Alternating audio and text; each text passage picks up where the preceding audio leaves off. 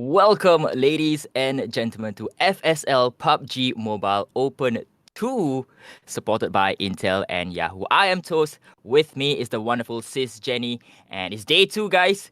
And let's see who are the teams that made it through in the Sunday playoffs. Who's all right. So this is actually covering the team yesterday. This is A1's team. So the ones that got through is actually the top four. So we can see it's Beltron, Ace, the Infinity, Shalalu, Sinora, and Zep Lycans with the amazing total points, and they made it to the top four. So we can move on to the other team that was playing off yesterday. And this is also Group A, but it's A2. So the first four that made it through is Oxy, Blood Rain, Skylight Zoe, Raw, Virgata, and Perch X Queens with the amazing points that they got to collect after that. And then in the afternoon, we had a B1 team. So this is coming from B1, which actually had an error. So which I will tell you guys today. And number one is FGID Armor, Veldes Euphrosyne, Sionim Calvary, Grimm's Phoenix. We kind of trade places with Team 21 of the points, but unfortunately for Team 21, they did not make it through and being replaced by Grimm's Phoenix. Now, moving on to B2, the four teams that made it is Global Risk Fortis, Onic Glory, Alter Ego Dion, and PE Freya. So we can see the total points at the end. Some teams are very close, and we somehow can tell who is actually going to take the top four slots, right, those today? Yep. So it's interesting to note that 3 teams who are playing in today's Sunday playoffs were the top 4 in Open 1.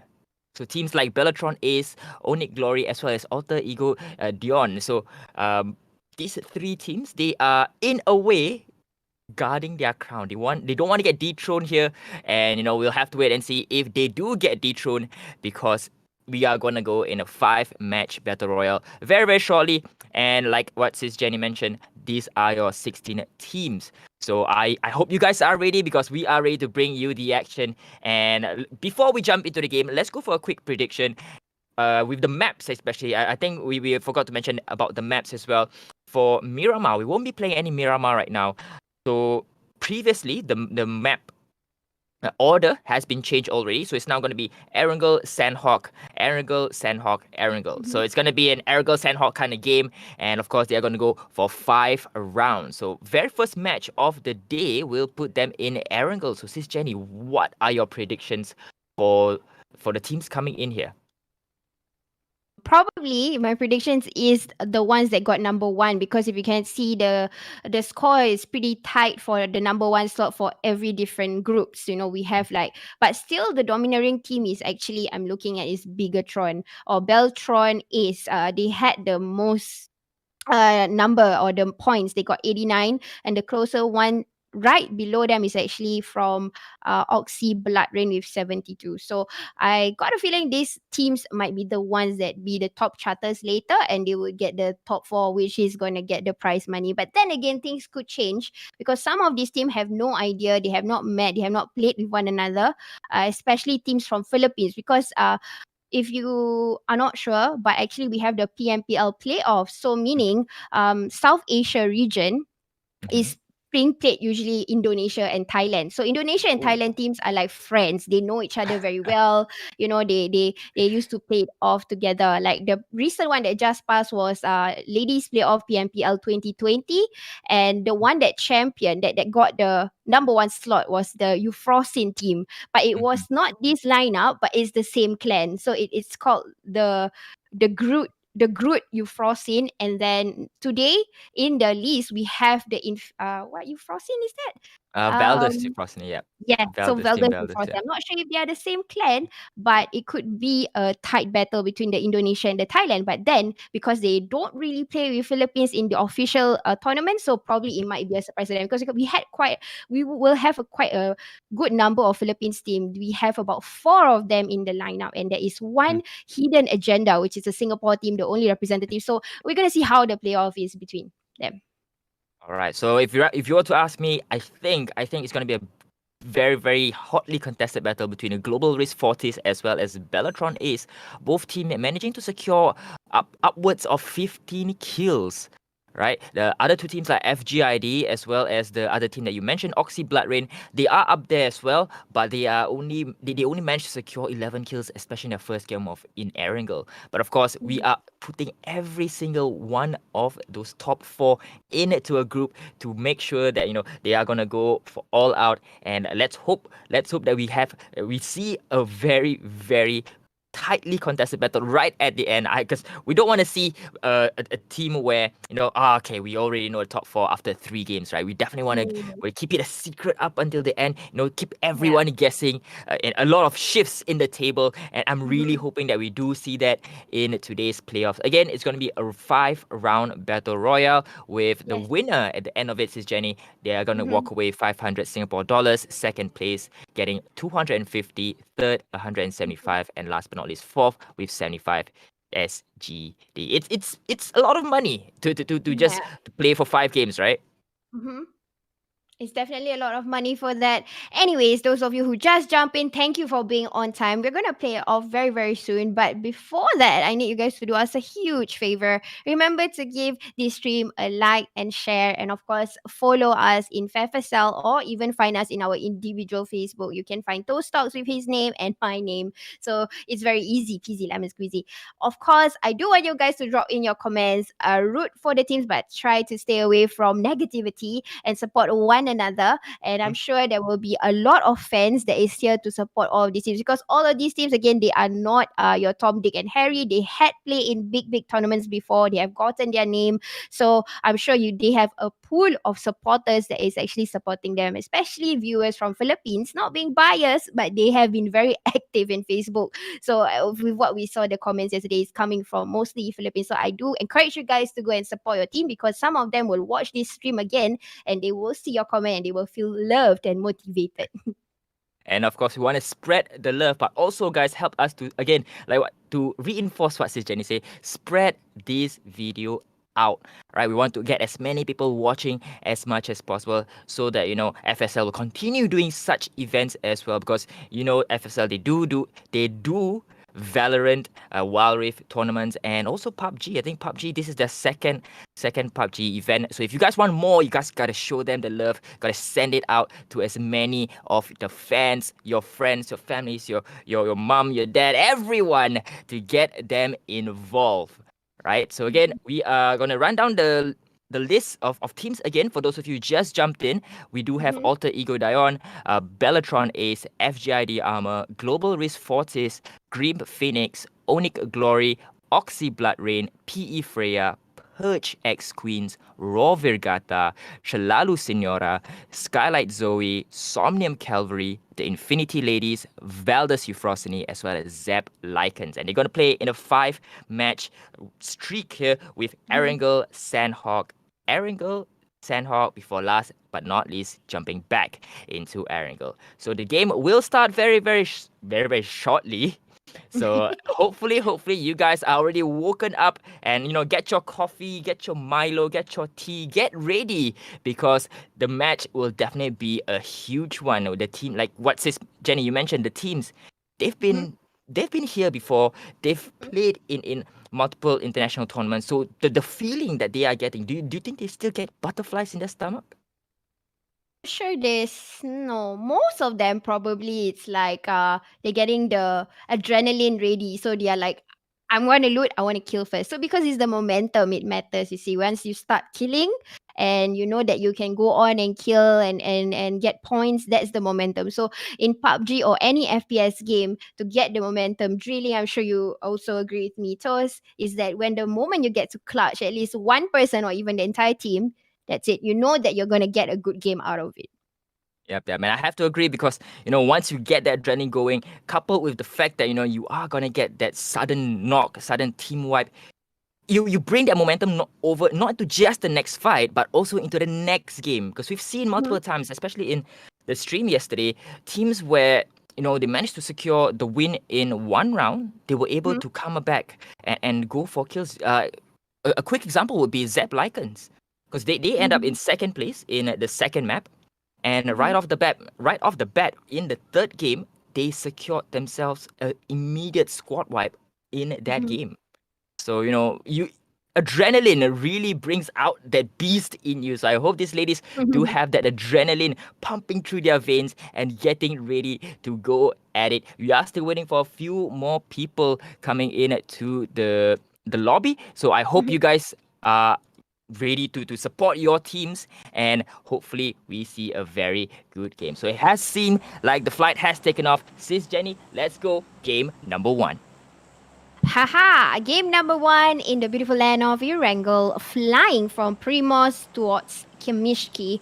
Apparently, today's flight route is very different than yesterday because yesterday we did see similar flight routes. Today, it's totally different. It starts somewhere over on the west, southwest, ends in the northeast. So, it is not a tricky flight route. It's just how they're going to rotate and plus the circle. I do not want to sabo the circle today. I won't want to do that. I don't want to scam it. I don't want to predict it because I think I don't want to give the casters curse. But then again, if the circle is tricky like yesterday, where it actually ends, it will be a change of results. You will not expect certain teams to be making their results, and they would make their results because of certain rotation.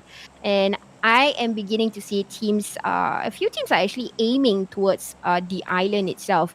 Maybe because yesterday's match, whether it's Group A or B, they kind of had circles going towards that area. So probably maybe this is what they are expecting out today. And will we see yet another Sonovska military base circle here? We've seen it twice coming in day number 1. Day number 2 does not seem to be the case. But again, we have multiple Erangel maps, so maybe we will see that coming in the third and final map. So we do see Infinity Ladies dropping in to their military base, as well as the team that has a play called Mars. So I think that is team number, I'm not quite sure which team that is at this point of time. But let's take a look at Team Grims, who are jumping near that bridge there. So I guess maybe they are gonna predict that the zone is gonna be somewhere in the military base. I'm not quite sure. But we are looking at team number 8 at this point of time, PE Freya. And they are gonna start their looting process here. And we didn't see a lot of PE Freya coming in the Sunday qualifiers, because I think we did not do the streaming for that match, so it's going to be a refreshing take on this team. And we do have Team Shalalu, the sole Singaporean representative here, hoping to make the Lion City proud, is Jana, Bani, Grenette, as well as Aisha. And this is Jen. Do you think they can make it into the top of the table, the top half of the table rather? To me, I think because seen them played quite a bit. Coming into the circle is not a problem. It's they can survive till top 5 or even top 6. They played with there you go, the first shot already towards Onyx. And guys, Onyx is a very, very powerful team from Indonesia. We know this name by heart already. So guys, I am not surprised if Shalalu is able to take down these guys. Again, as I was saying earlier, Shalalu usually will play in a mixed event. So they are used to the man strength. I mean, I'm not saying, being feminist or something like that. But let's look into this battle. They are pushing. They are giving the pressure towards Onyx. They already know they kind of knock that one player. They know what is the urgency to clear off, because I'm sure right after this, after they push, they have to make their way out of farm, because we know there is there's 2 more members of Onyx, and I'm sure they are about to be on the way here. And you know what? Look at Shalalu, so smart. Not a single damage on either of the players. They managed to brought down 2 of the players from Onyx, and now is the time to scoot away before they come and they return the fire for Onyx. So Onyx already losing 50% of their firepower in the first 5 minutes of the game. And we do see the window giving a bit of trouble for Aisha here, who already secured 1 kill on the side of Shalalu Senora. So the lady is definitely showing a bit of strength there, going on the offensive with Onyx. So team number 10, on the other hand, Raw Virgata, another team that we did not see in the stream yesterday. So definitely they did very well, making their way into the top 4 of their groupings.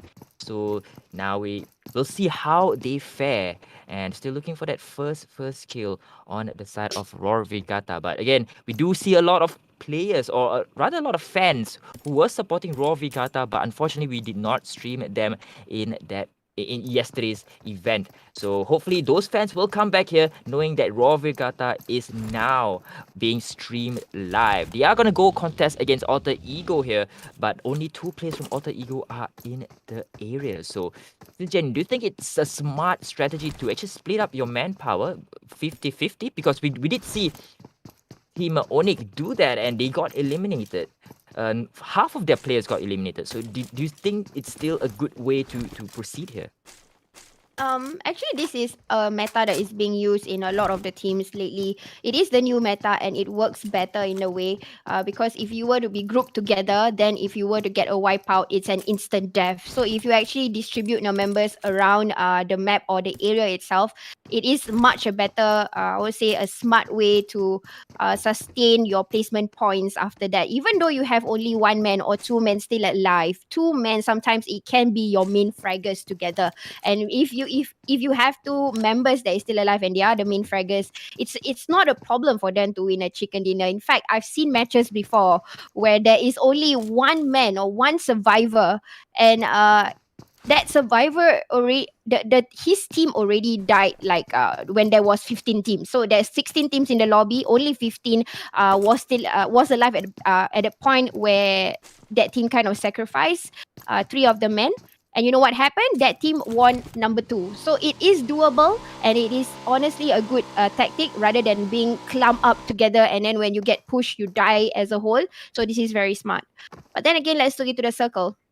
Everybody's coming back. Like you see team GR all the way from Stalber. You see they are moving like an anchor point. You know, when you go kayaking, there is an anchor point, north, south, east, west. So they are being that they are locking up those areas just to check on the east and the side. They have their own personnel to go and check these areas, and the scouter right in front. So this is a very smart idea and how you're going to come in. There's a few ways to come in, whether you are in a straight line, like what BTR is currently doing. You know, they are in a straight line. There is also tacticality on how you're going to rotate in, where, you know, when you get the sprays, you will not get an even spray to 1 member. In fact, it will be distributed to 3 or 4 that is coming through, and that's your vehicle might get damaged, but you will not get the knock or even the explosion to that particular vehicle.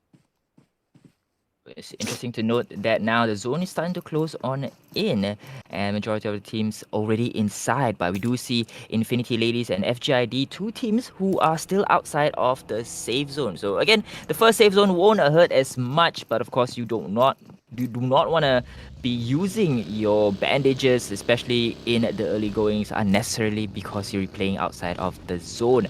So it seems like FGID, they have the right mindset. They are moving into this zone. Quarry will be uncontested for them, but now we're looking at team at number 8. Number 8 is PE Freya yet again. They are somewhere inside of the zone, but we do have, I think, the other 2 members from Onyx quite nearby. So will they go for this contest, and will Onyx be the first team to be eliminated? We're not quite sure just yet because based on the map, it is kind of overlapping each other at this point of time. So I don't think the teams will be going for any aggressive movement unless they really have to contest the territory that they are in. But teams will respectfully continue looting and keep out of each other's way until probably the 3rd or 4th safe zone.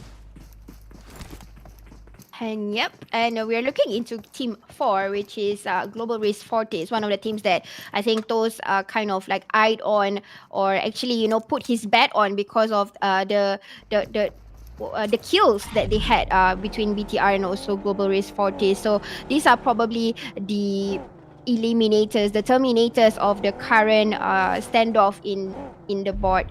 And we can learn from teams like this, where you know you have the firepower, actually how they rotate. So this is one of the ways on how these teams are going to farm. Usually there's 2 ways to it. Either you get in the middle and you get farm your kills, or like what Global Race Fortis is doing, they are coming towards the perimeter. So they are being the gatekeepers, which is quite smart also. Coming from the perimeters, get a vantage point, farm the kills from there. And this is one of the hilly sites near Rozok. So this is quite a good place to be in also. I'm not sure exactly where they are heading towards, but probably they are going to try and cross into ruins or even hit onto Mount Everest or the Mount of Getka, where SNM is the team that has the highest IQ yesterday. You know how they rotate in, how nicely they always end up in top three.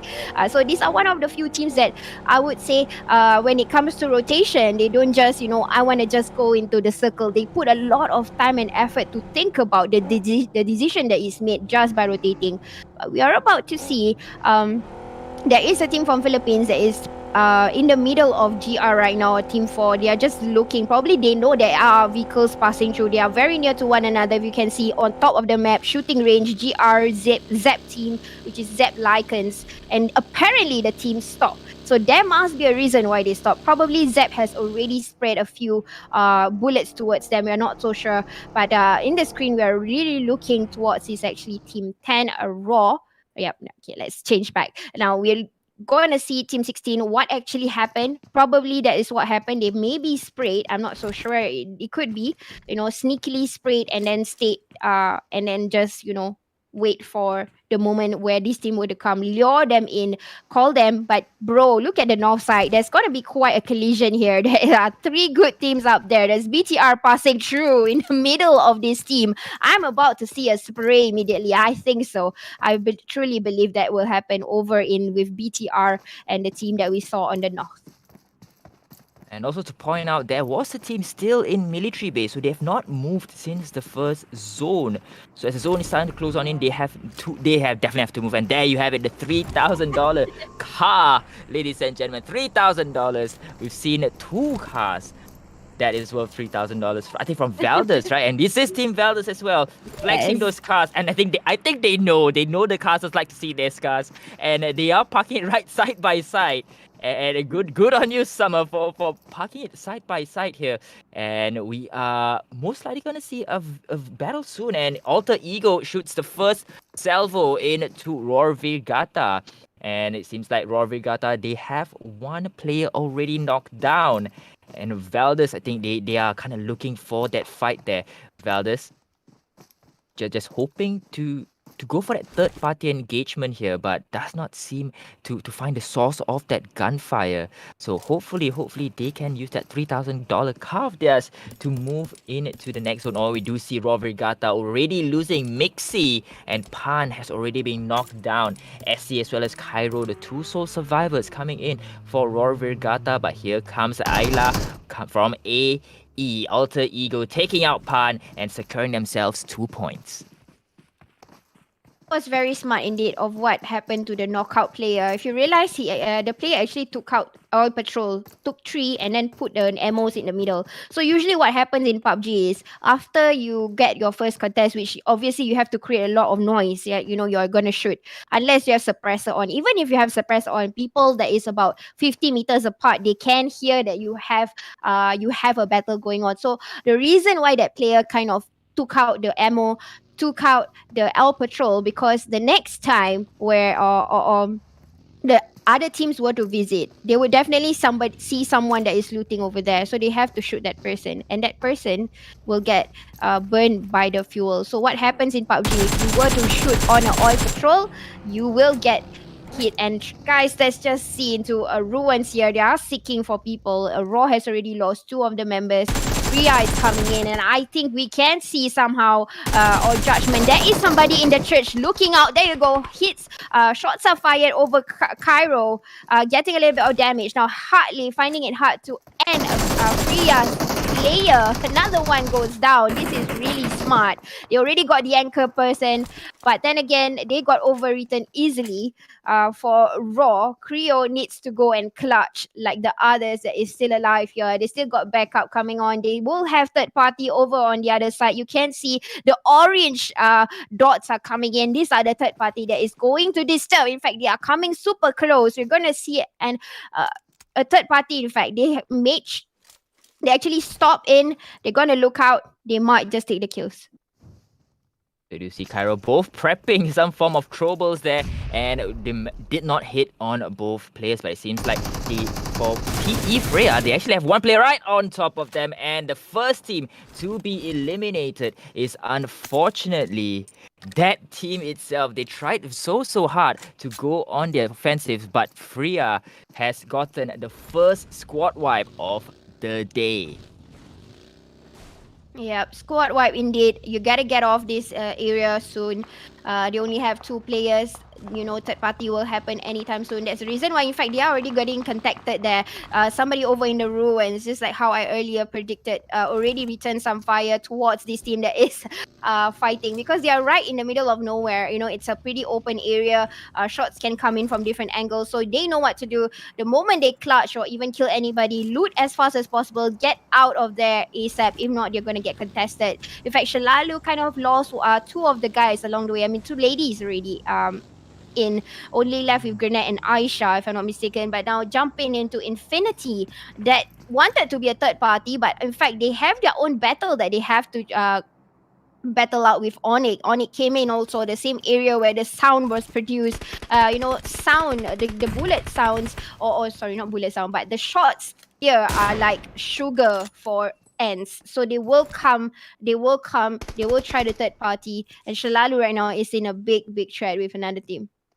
Shalalu, they still have two players, Grenette and Bunny, being eliminated here. And I believe Grenette was eliminated by Skylight Zoe in that previous engagement. So not a lot of firepower coming in from Shalalu. It seems like they will want to rotate away from Skylight Zoe. They don't want to face off against a 4-woman team at this point of time. They rather face the zone, and it seems like a getaway vehicle is in the mix, so they will rotate safely away.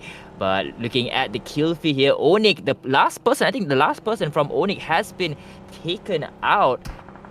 So unfortunately, Onyx will have to sit out in this match, but we do see Somnium Cavalry being the third party here. Oh, Alter Ego just bumping into Shalalu. Not sure if they managed to get a player knocked down there, as Aisha, who was the gunner, they're shooting at Alter Ego, it seems. But it seems that they are gonna jump into the safe zone. They want to get those kill points, but of course the placement points takes precedence, right? And just driving in right into the water, safe passage through the safe zone, so they're quite safe for the next few minutes. Yes, this is quite smart actually, because the zone kind of like close into parts of the lagoon or this lakeside or even the straits here. It could be the last circle might be in the waters, and you know that in PUBG, when you put a vehicle in the water, you are able to shoot when you sit in the vehicle as a passenger. So that is actually another meta or another tactic that teams will use, especially if the zone is in the water. The first few seasons, all they did was they tried to stay alive. They realized that they cannot shoot when you are, you don't have a vehicle. But when you have a vehicle, it's a different story. You can kill people while you're in the water. But of course, the oxygen matters. You have to pop in and out just to get some breather of air. But now, guys, let's focus on these Grims. Yesterday, what we saw, they were very, very aggressive. Trying to get kills, even though they are not like the aggro teams, like always getting the kills, BTR or even Global Race 40s. But Grims, what I notice is that they have a good team understanding. So they usually work together. Like what you can see in the mini map right now, 4 of them are together like a wolf pack. They work together better. Some teams in a way that's their strength. Infinity, one of them did not make it out of the play zone, but that's the smart thing. Coming back to what Toast asked question earlier, or is it even wise to get your team separated to one from one place to another? This is the reason why, Toast, because you can see one more Infinity that is still alive. All that person need to do is don't even think of engagement right now. Just remember placement, and plus this is the first map.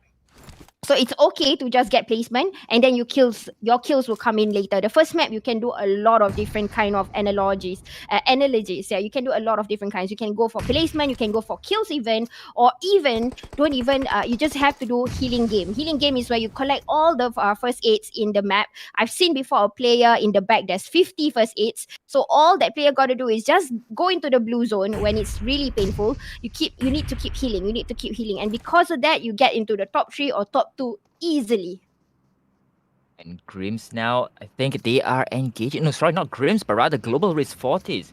going up against either Bellatron Ace or Alter Ego. I think Alter Ego is also in the area if I'm... Oh, sorry, no. Alter Ego is right outside the safe zone. So the top 3 teams already inside of that safe zone. Bellatron Ace, Global Risk Fortis, as well as Skylight Zoe.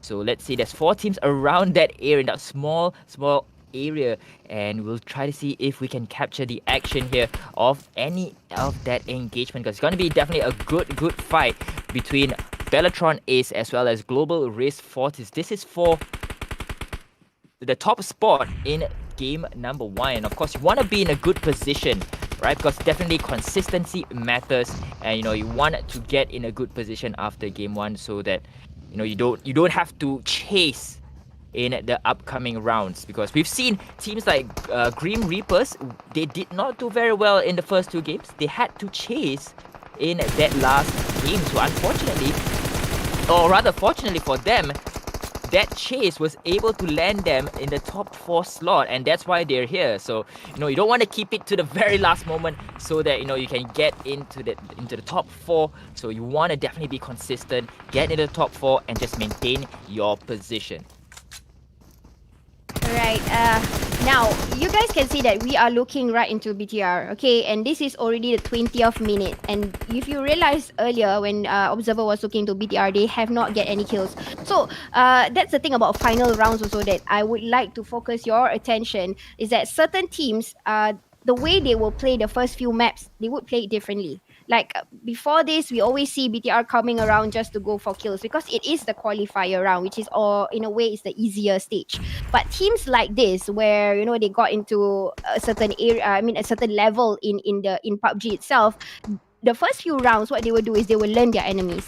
So they will try to see what is the caliber, what's the level of the enemy, and how would they play. And then they will understand that, okay, these are the teams that I'm facing. And plus, they already seen the list. They know one another very well. Like I said, they met Indonesian very often, and also they meet Thailand teams. So, and they have in mind that there is a region that they have not met or they don't usually play with, so they are very careful on the rotation that they make, on the decisions that they make. That's the reason why you're not seeing BTR having a lot of kills yet. It's not because they are scared, guys. Yeah, that's the misconception of a lot of viewers, but actually these teams are learning their enemies, and then later some teams, even the second map, then they will start the aggro mode.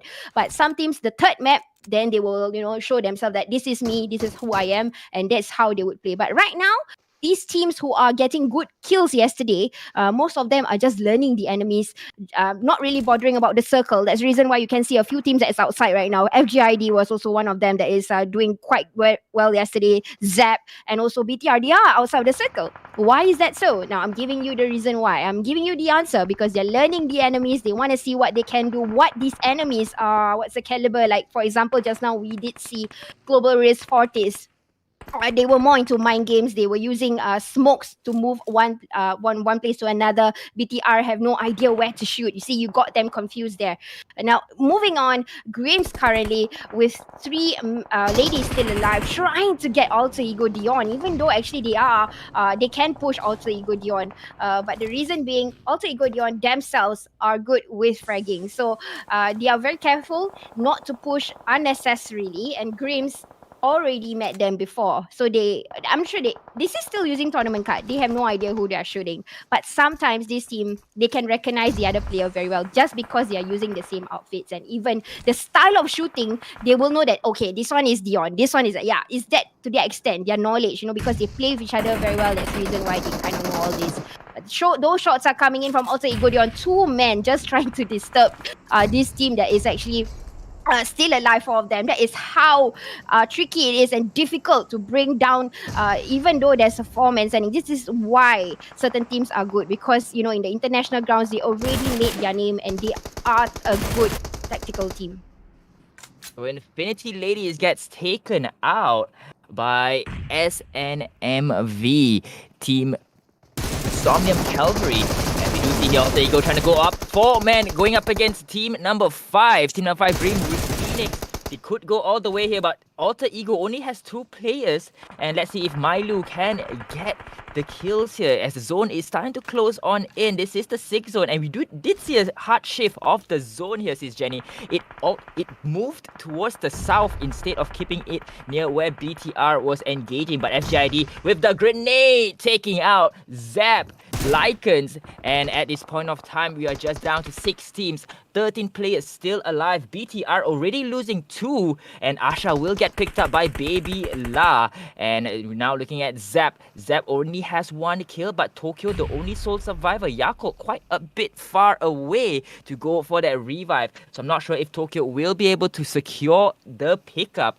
And team number 13, Somnium Cavalry, they are on the hunt. They're right outside of the safe zone, and again, teams are not moving inside of the safe zone because they're being gatekept, especially by team number 16, Zap, Lycans, and Tokyo just crawling their way to Yako to make sure that they can at least get that pickup for the man advantage here. As Somnium Cavalry, they still have 4 players up. So this is quite a feat here going up against, I think they were going up against BTR in an earlier engagement, but Kiao doesn't get knocked down, goes for the prone, tries to pop that grenade, does manage to get Asha and Baby La.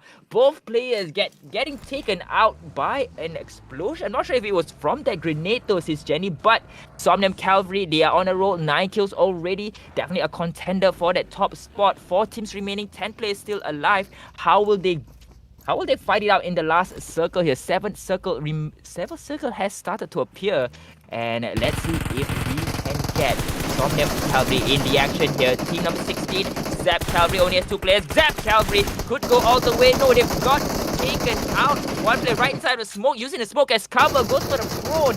Still alive here, and could they go for 1 more kill? Zap still looking for that drop on smoke, but Somnium Cavalry, they are swarming around. And unfortunately for Team Zap, they get taken out. So it's just down to the top 3 teams left in the 7th zone. Top 3 right now. They will try to play with mind games, but I did see a very beautiful artwork there by SNM, guys. I'm really eyeing this team this round. I've been looking how they how they work, how they rotate and stuff. It's really good. When the observer was actually looking at that knockout player, and the other players of that team was actually moving around trying to get the kill. Did you realize that the player did not interrupted the other player movement? So this is a good understanding between teams. But again, a grenade coming from SMV, right? Yeah, SNM, very tactical team. Really looking into how they are playing here. They really have a good synergy with one another. They know how to rotate, and in fact, when it comes to fragging, they take turns to kill. Again, they are working together. They are a 4-man alive, still alive. The 4 ladies is still alive. They understand each other very well, and how they take down one team from another team. It's all about the understanding, guys. So again, this is one thing that is very important when you are doing a team out there. It's synergy. It's not just I can kill, I'm the best fragger. It's if you don't understand your teammates, it will cost you a lot of things. That's the reason why teams like this, they can play very well in any final matches. And probably team 13 right now, they are doing the best because they have 11 kills, 4 ladies still alive, and they are still having their troubles. They still have their first aids and stuff. Another one goes down. In fact, now 2 teams left. Right after picking up somebody, they're just gonna go aggro. And right now they have 4 men. They know the numbers. They already see only 6 teams, or sorry, 6 players that is still alive. They know the numbers. They know that they have the greater advantage and stuff. But you see, they are not pushing. They are taking their time, guys. They are taking their time to do it. And this is something to learn also. Now looking just having only Grims and another alter ego Dion, SNM is just going to stay alive for a while. Right now it's a 1v1v1 affair. We're going to see who's going to make the mistake. They already know exactly where the players are. Look at Grims marking the enemy, knowing exactly where it is, hearing the sounds, did not see anybody at all. They just expected to be, oh, this person must be here. So game instinct is also coming in, guys. You can see during the final matches, this is what I like to see, where these teams expose or show their skills. And exactly now, Alter Ego Dion knows where Greens is, or Gia, because Gia actually murdered or killed the last player from SNM earlier. So they Milo here actually heard the sound, knows where exactly it's coming, but the shot came back first. And how in the world did that happen? Because he predicted exactly where the trouble came from and gets the player right where the player where Gia wants to. So winner chicken dinner with an amazing amount of kills, 6 kills. Okay, right now you can see that the kill points today is evenly distributed because all these teams are very competitive with the way they play. Grims claiming that chicken dinner in that first game. Alter Ego in second. Team Somnium Cavalry falls to third. Team Zap Lycans in fourth. BTR in fifth. FGI The Armor in sixth. Infinity Ladies in seventh. Skylight Zoe in eighth. Oxy Bloodrain in ninth. Valdez Euphrosyne in 10th. Team GR Global Risk Fortis in 11th. I'm not quite sure if this should be Purge X Queens in 12th, Shalalu in 13th, PE Freya in 14th, Onyx Glory in 15th, and last but not least, Roar Virgata at the foundation of that table. So SisJenny, I'm quite surprised that team who was the team? Somnium Cavalry, who had 4 players up, they actually fell down to third, and especially going up against 2 members from the eventual winners, and of course by Alter Ego, who only had 1 player. So 4 versus 2 versus 1, and they were not able to capitalize on their numbers. So very, very unfortunate there. I feel for that team because they had the numbers and they were not able to convert it into a win. So very, very unfortunate there. Yes, but then again, it's all about tacticality and skills at the same time. Because yes, you might have 4, but you have also created a lot of noise. So that's the reason why other teams will be able to know exactly where you are, and you will get taken down. So that's why it's ideal to distribute your players as far as you can. So when you get one, you will not get another one. That's why at this point of time, we are seeing the finals. The best of the best will make it out, even if sometimes you have a ghillie suit on, even you're trapped in a house. If you have the skill set, a grenade will come to you and you'll be terminated out easily. So, you want to see more action of the finals? I'm sure you want to see how good these teams are. Stay with us. We're going to take a break and fly into the second match.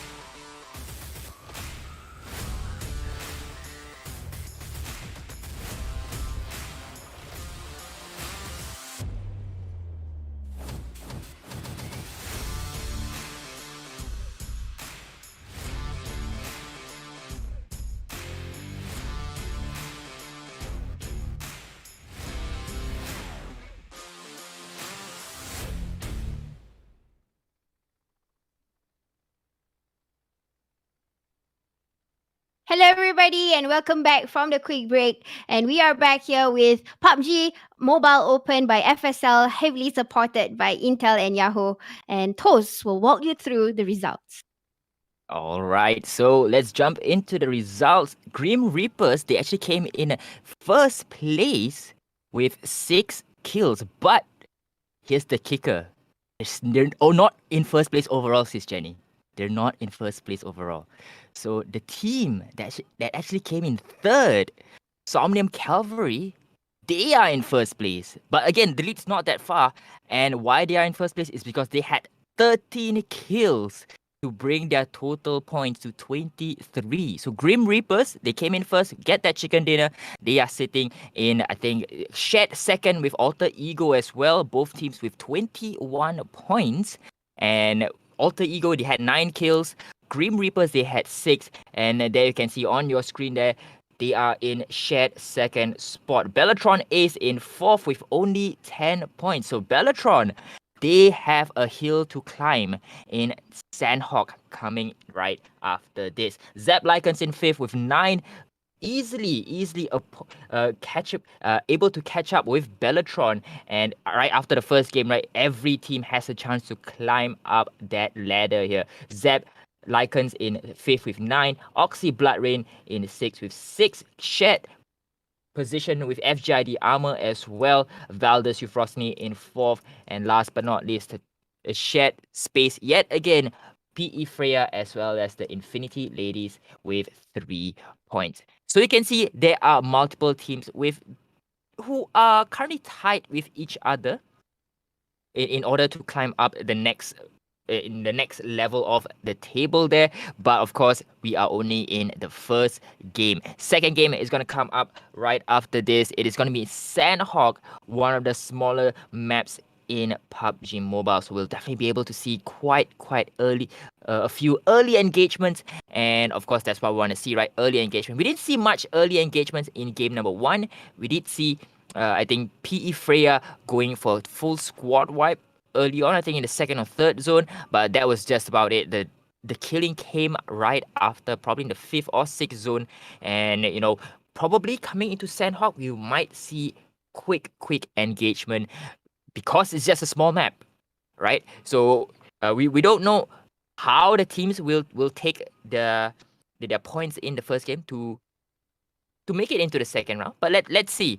But currently at this point of time, Somnium Cavalry definitely in the lead. But again, the points not that fast, SisJenny. Yes, we can see quite a close number. In fact, I'm only seeing 3 of the ones that is currently leading. But then again, it will not justify anything. We can only start to justify things after the third round. We can see the attackers or the heavy terminators. Like I said, it's only the first round. Some teams are just learning the animal, learning the enemies. No animals today. Only dolphins in the water. Okay. Yeah, just learning the enemies. They will release their full potential later. So I am quite excited to see, especially a Sandhawk match. Certain teams will do different kind of rotation. In fact, I am looking forward for how Sonium is going to rotate in Sandhawk, because yesterday I did not get to see properly.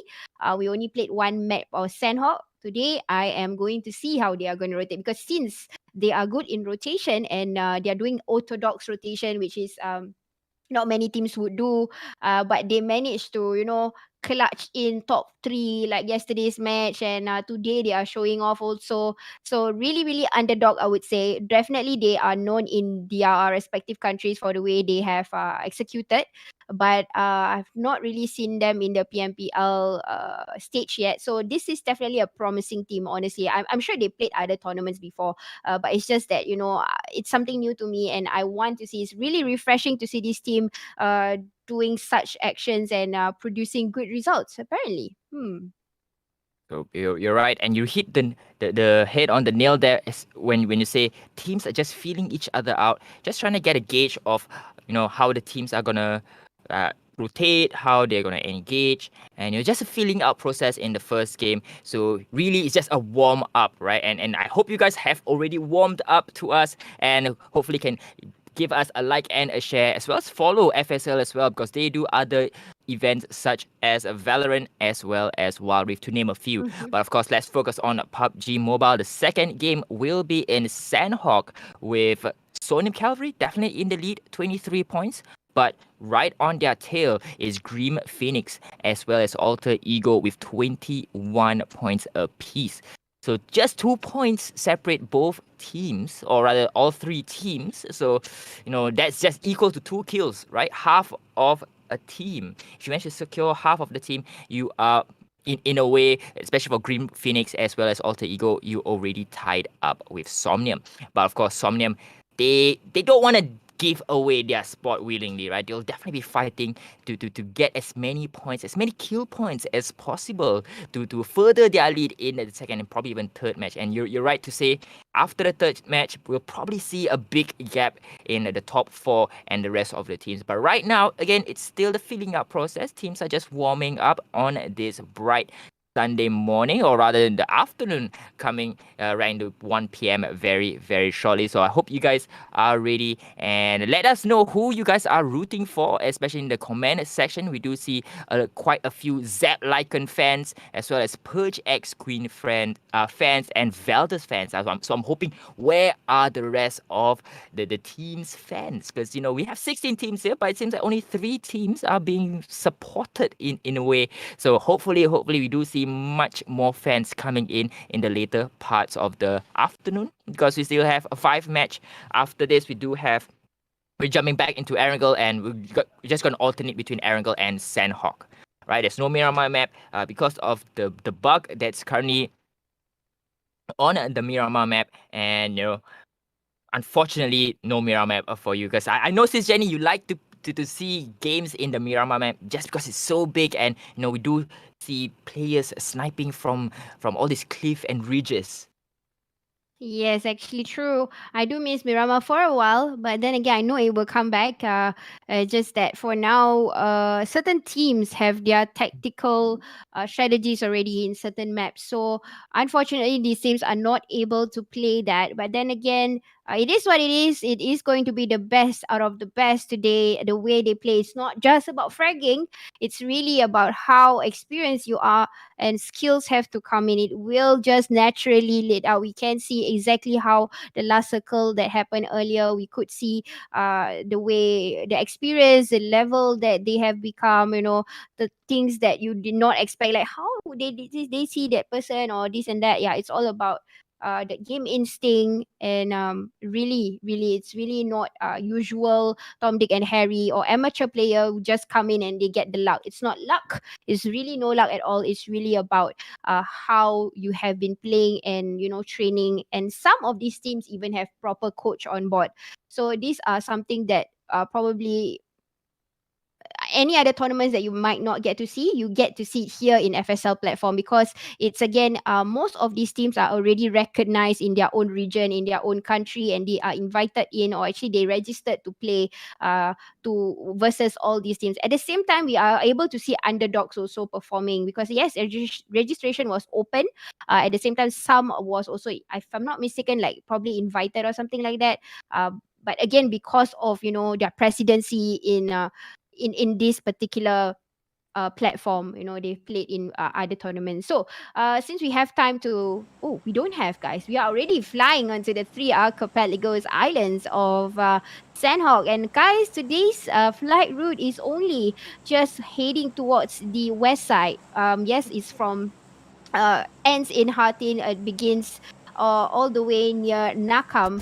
So teams like BTR probably will head towards boot camp, and everybody else will be in their respective areas. Again, this tournament, they don't know their drop spot, so they don't have like a collective like drop spots already agreed. No, they will have a surprise when they are going to land into where they choose. Especially the first stage is very important, because without proper looting, especially if you get contested already, and now that is very difficult. Like certain teams you can see right now already landed, they don't have potential contest, so it's okay for them to loot, because you need to get good loots before you fight.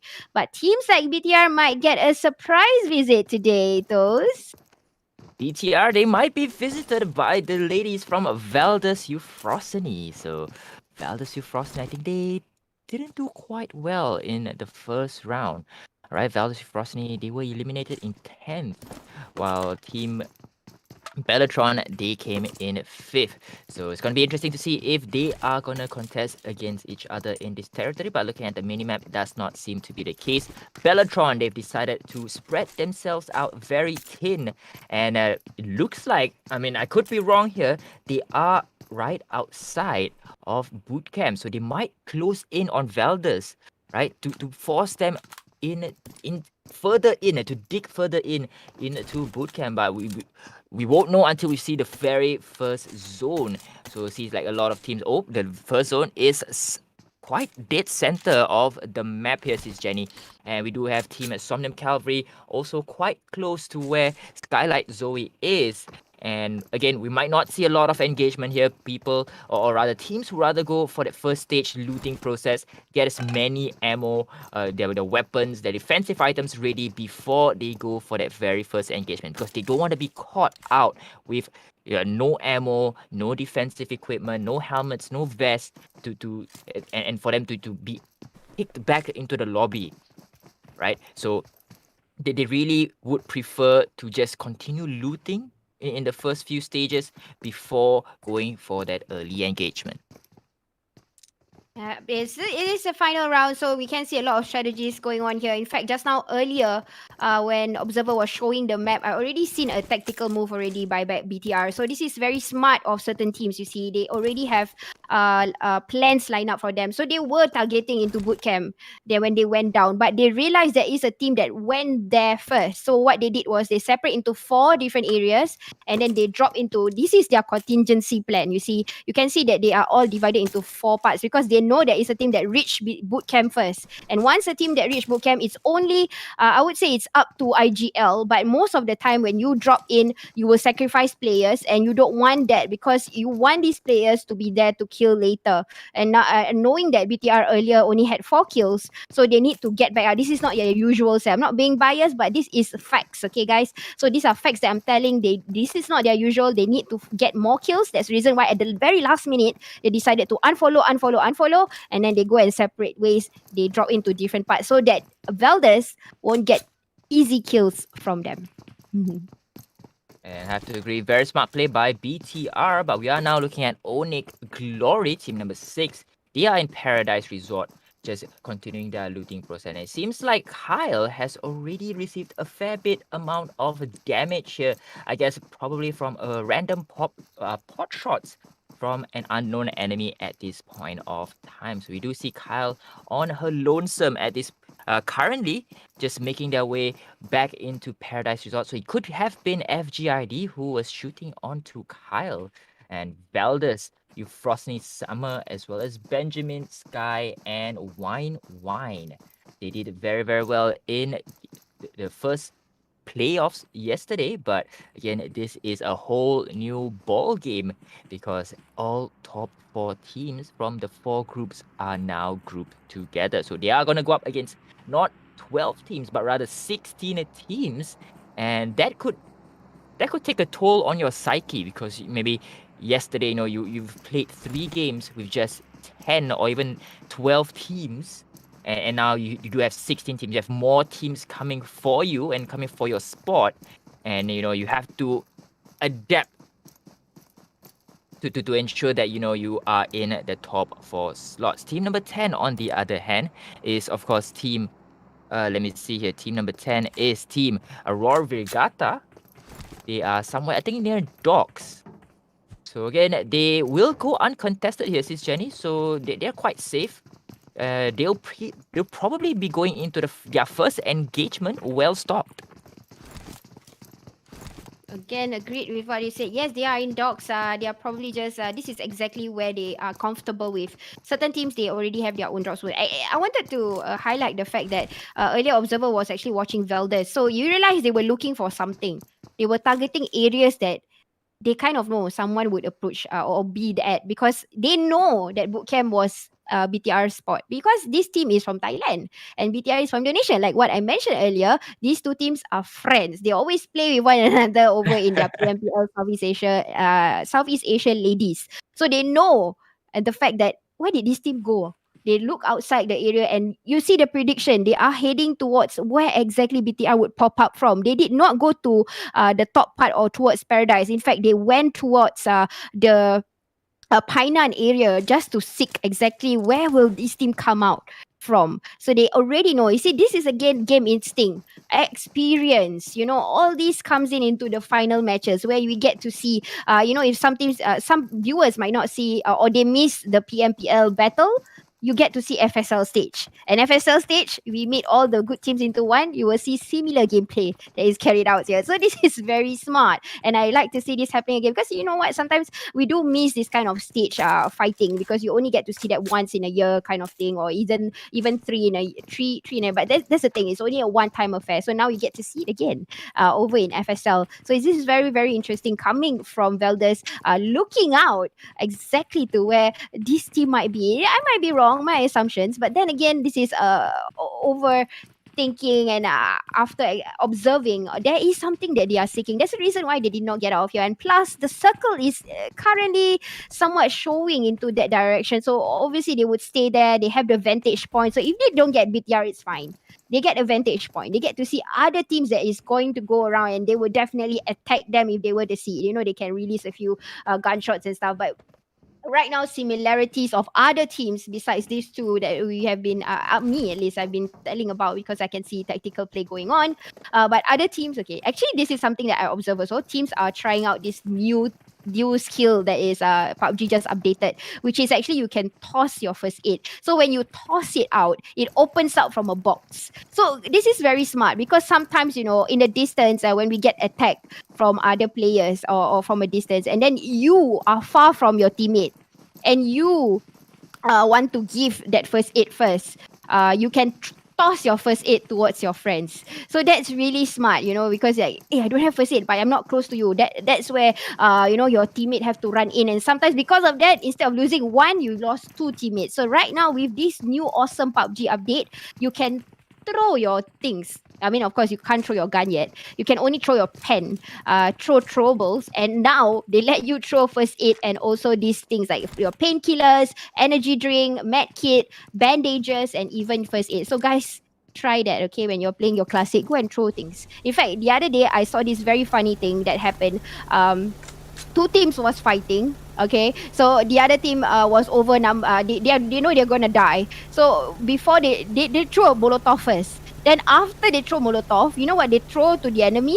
They throw first aid in front of the enemy. That's so funny because it's like, bro, I know I'm gonna die, so I give you my first aid first.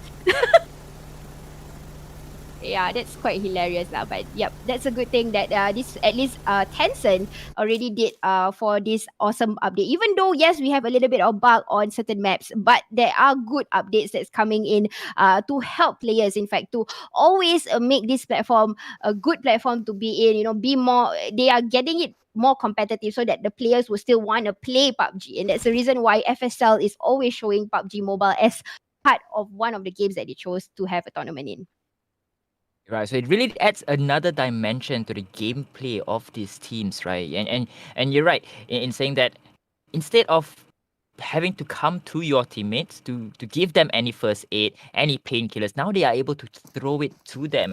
So, not exposing the rest of the team to any potential danger. So it kind of cuts out any kills that might come their way. Team number 6, currently right now, they are still looking, I think majority of the team is still looking for that first kill or first engagement, because we still have 16 teams in here.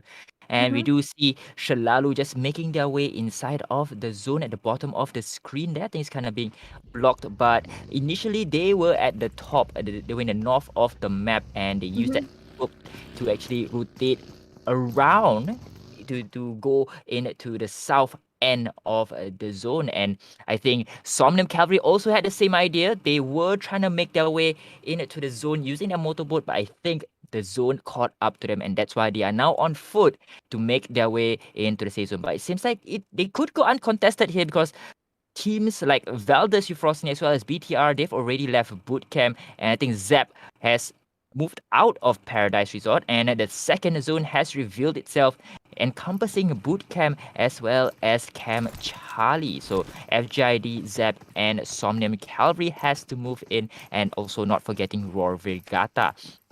So Shalalu still right outside of the safe zone, but again, they don't have to move much because they are quite close to the zone at this point of time.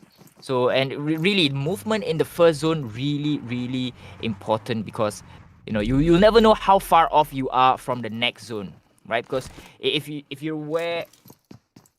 are at where Somnium Cavalry is at this point of time, they played right outside of the zone. The zone starts to close in, they're caught right outside of it, and as the zone shrinks, or rather the next zone appears, they have to still be on the move. They can't continue to loot. But it seems like BTR, they already found team number 15, Valdez Euphrosyne, in the rock outcrops right behind it. And Wine finally got knocked out by Das Asha, just providing some much needed pressure backup for BTR. And Sky has been knocked out. Ace securing the kill for Team BTR. Valdez, on the other hand, will take out Potato. So Team BTR, they have knocked 2 players out, while they themselves are 3 men up. So at this point of time, they have revealed themselves, going for the Molotov pop.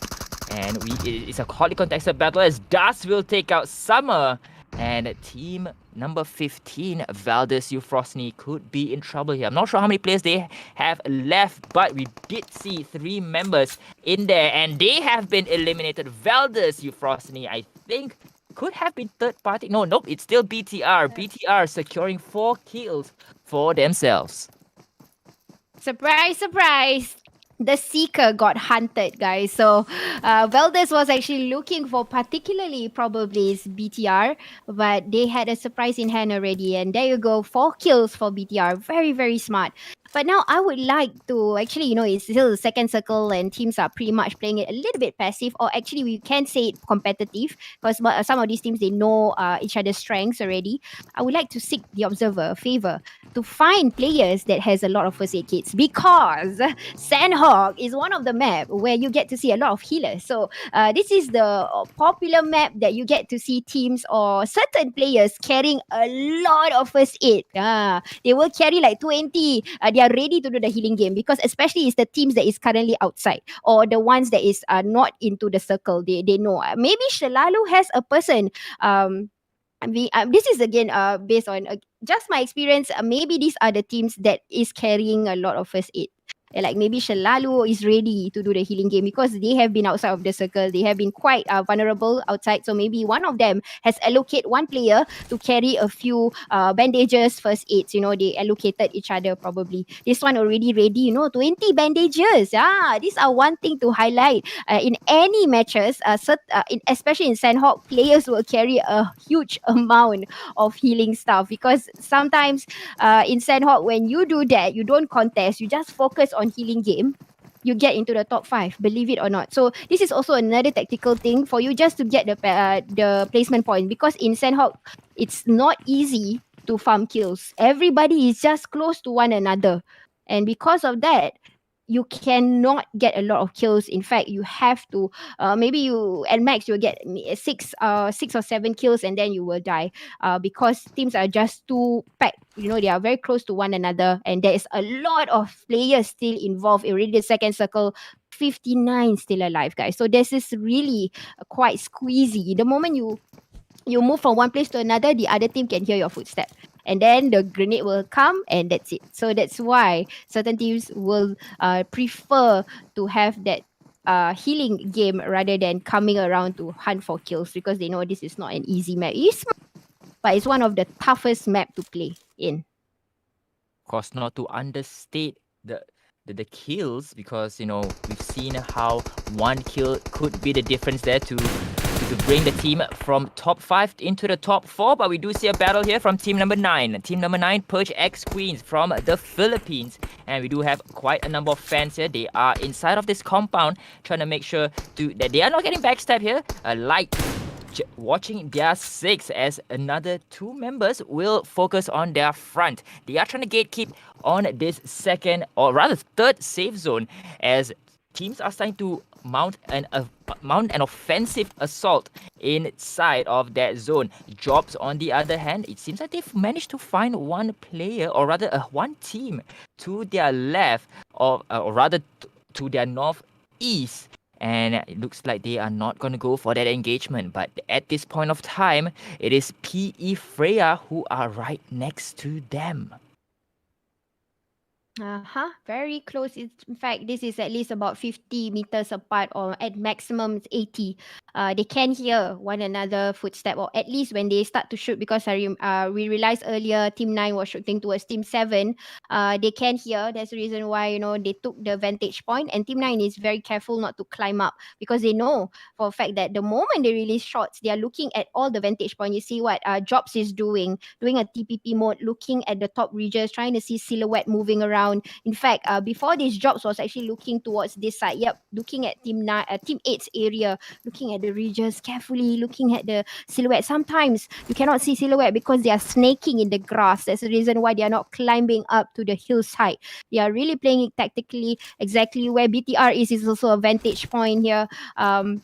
Areas that has a good hillside is also where Shalalu is, have a little bit of regions where PE is, and also experts around that area. That's hillside that we seen earlier. But BTR spotted Onyx from the vantage point, just shooting people away in a compound, guys. So yep, this is where skills matters. You are snaking, you are actually on a high reach here. So in a way, Team 14, what they are doing now, they are doing a TPP mode. TPP is third party. Yeah, they are looking from a third point of view. So just to see, they are kissing the wall. Actually, the people in the compound, they are kissing the wall. BTR, Baby La have has been spotted, but they are doing a TPP just to see exactly where the player. That's the reason why Potato here is lying down, so that when they TPP, they are not able to see the body. You see, this is again skill sets that are shown here over in today's tournament. Team number 14, the Infinity Ladies, caught inside of that compound with BTR raining down rounds on their area. So they will get the pickup on to Bsoft here. I think Bsoft was knocked down not by BTR, but rather from another team. So it seems like they are caught in a death sandwich at this point of time. It could have been Oxy Bloodrain rather. Oxy Bloodrain engaging on Infinity as well as BTR. But it seems like BTR, they have focused all of their energy onto Onyx, who are right in front of them. Alter Ego, on the other hand, they have team number 12 right in front of them. They are going to go for this assault. Team number 12, Skylight Zoe, they didn't do very well in round number 1. They are trying to make up for it in round number 2. So FIPA, let's get a bit of adrenaline, or rather energy drink, in her system as she tries to go for the wraparound, but gets knocked out by Nikki. So Alter Ego down by one player. So team number 12, Skylight Zoe, already has 1 kill so far, but Shalalu, on the other hand, has gotten 2 players, or rather 1 player, Jana, knocked out. It's going to be a very hairy situation here for Alter Ego, going up against 4v3, SisJenny. We 3D Painan match are always popular. We get to see a lot of TPP movements going on. They will trick people with the way they move around. The footsteps can be heard, but you can't really justify unless, again, experience matters. You need to know exactly where the player will end up. Ooh, what kind of view is it? My head just tilted. But anyways, Infinity, just looking through, this might be a glitch here. It actually is an open door. They can see through the players. Don't worry, guys. It's not something wrong with the system or something. No, it's just a glitch. They can see through. They are actually, it's an open door just to see exactly where they are tapping through towards the players that is over there. But close contact here by Onyx. They push in from the lower grounds, but ready to have people in the vantage point. Onyx, one by one, is going down slowly, seeking for the last player of Onyx, which is right outside right now. Coming in. Ooh, but BTR got owned. Ay, guys. I did not see that happening. It was going on the other way. You see, there was a 1v1 affair for for a moment, but I think they were really confident. They came into cave, but no, they themselves gotten eaten by Oni. Again, these two teams are not any strangers. They played before with one another. They know each other's strength. And this is an Indonesian team that is fighting now. Infinity initially that was bombarded with the shots coming from BTR. They have a clearance to move away right now from the hillside. They can go down into the current circle, but there's a lot of kill feeds that's happening here. Shalalu Aisha got seen there. I'm not sure what's the current state of Shalalu, but right now we are looking into Team Night is going to come in. Yep, they are just coming. They are making their way up actually, and they caught stopped in the middle by Grims, if I'm not mistaken, or it could be a third party affair from the back there, which is Team 4. Global Race Fortis also having a problem to come into the circle because there is gatekeepers already ready, but got replied back immediately. K goes down. The three more players for Grims still okay, no problem. Freya was doing a third party there, over onto Grims. I'm not sure if Freya is still in the game. But I maybe, but there are teams that is having problems in coming into the circle. This is the fifth circle already, very very painful. We might see healing games again already started by some teams outside.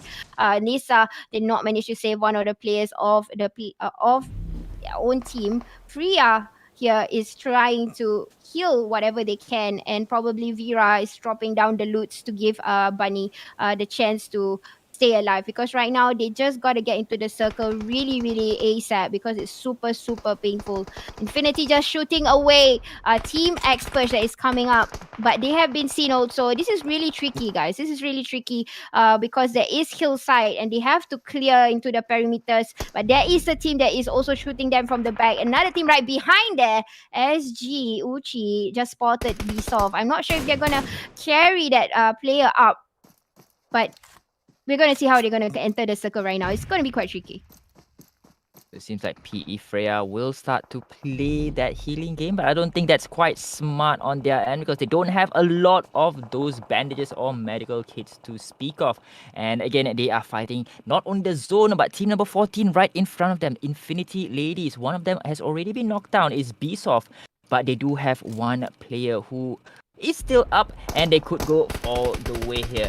Somnium Cavalry will take out Zap Yakok, but Bunny has taken out Bsoft. So Bunny from PE Freya will manage to secure at least one kill for the team. The play zone definitely the winner here, securing all of those weak or rather low health players, and unfortunately they are not able to survive outside of the zone any longer, as Onyx Kyle will get picked up here, and they have been maintaining this house or this compound for quite a while, guarding all four sides of that compound, not letting anyone enter of their safe zone. And this is their safe zone to play off as Vogue gets taken out.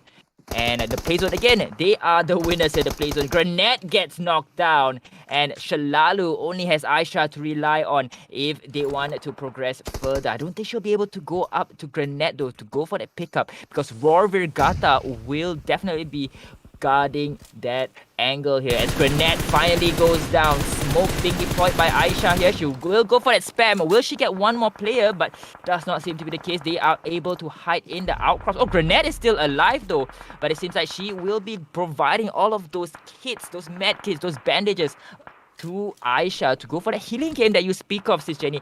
I'm not quite sure if she does have enough to go all the way, but the play zone has taken Granette out, and that's important because it did not give the kills to team to the other team, because the safe zone did finish her out. So Granetta has been eliminated here. So Shalalu still in the top 7 teams. But again, Onyx being very, very aggressive here, holding on to that compound. Has bird's eye view on every single team entering here. FGID armor with only one player. Somnium Cavalry with 2. And Onyx still on the rampage. 5 kills already. The play zone definitely the highest killer for this map, SisJenny. And team number 6, it looks like they will maintain their compound for a little while longer. There you go. A person using the healing game, but not much of a not much healing stuff left. I think actually Nisa can kill still a little bit. Can see a few players there hiding behind the rock, but this is the part where it's really important. If you don't heal on time, even if you just take a few seconds to shoot, you will die because of the zone. So I'm just gonna predict this. The last first aid that Nisa is gonna use. After that, she will take the gun and shoot one of the guys and try to get the kill. There you go. There you go. Beautifully done. Executed. Try to take one kill before the lives goes down, but not enough time. And boom, back into the lobby. So this is the case of the 7 circle. Super painful. If you don't get in on time, you don't have healing stuff, it is vulnerable for you. And in fact, right now we're going to see the fragging teams that is going to happen. Again, the same few teams that is always into the last few rounds, or the top few teams, which is consistently S&M again, getting the kills now. FGID only had 2 kills and then got terminated. Onyx with 8 kills. They have won the circle lately. In Sanhok, they've got the middle. They capitalized on that and they managed to do it very well. But Kiao here, still alive with Myla. I'm sure will try to take off Onyx. We had seen how they have been progressing so far. And last few circles, oh my god, the body. I even shifted, in my chair. Yeah, the body giving a compromise figure there for them to shoot down. But now it's going to be an advantage here. We're going to see an end. It's only 1v2. And true enough, winner, chicken dinner toast. So at the end of the round, Somnium Calvary reigns supreme with 7 kills. Onyx Glory, on the other hand, will come in second place with slightly more kills, 8 kills. FGID Armor in third with 2. And this is Skylight Zoe in fourth with 6. So quite a high number of kills coming in from fourth place. Grim Phoenix in fifth. Shalalu in sixth. Team GR Global Race Fortis in 7, Roar Virgata in 8, the Infinity Ladies in 9, PE in 10, X Purge in 11th, Alter Ego in 12, Zap Lycans in 13, Oxy Blood Rain in 14, and 15th is BTR, which is quite surprising. And last but not least, Valdez Euphrosyne at the very bottom. It was very interesting, SisJenny, especially for BTR. They were eliminated very, very early. And we are starting to see this distance of the teams and BTR, right? Because remember, BTR, they were the champions in Open 1. But it's a whole different story in Open 2. They are not leading and not dominating. That's important. They're not dominating in after the second round. So the third round, they have to switch it up if they want to retain their crown here. Definitely, they have to gain back their confidence. Initially, they were rushing to get the kills for Onyx. Again, Onyx can be a threat when they want to be. Yet we did see in Erangel they were caught off guard and Shalalu getting 2 of their teammates out first, and because of that, it's usually it kind of disturbs the momentum of the team and how they are going to show it out. But right now, exactly like how I mentioned, you get to see the teams coming out, showing off their skills, and we get to see a different change of the scoreboard. In fact, right now, domineering and very consistent is actually SNM, who have been showing that they can survive in the last few circles and getting kills at the end of the day also. So with that said, I think we're going to take a quick break and then we come back with the third match and also the live results.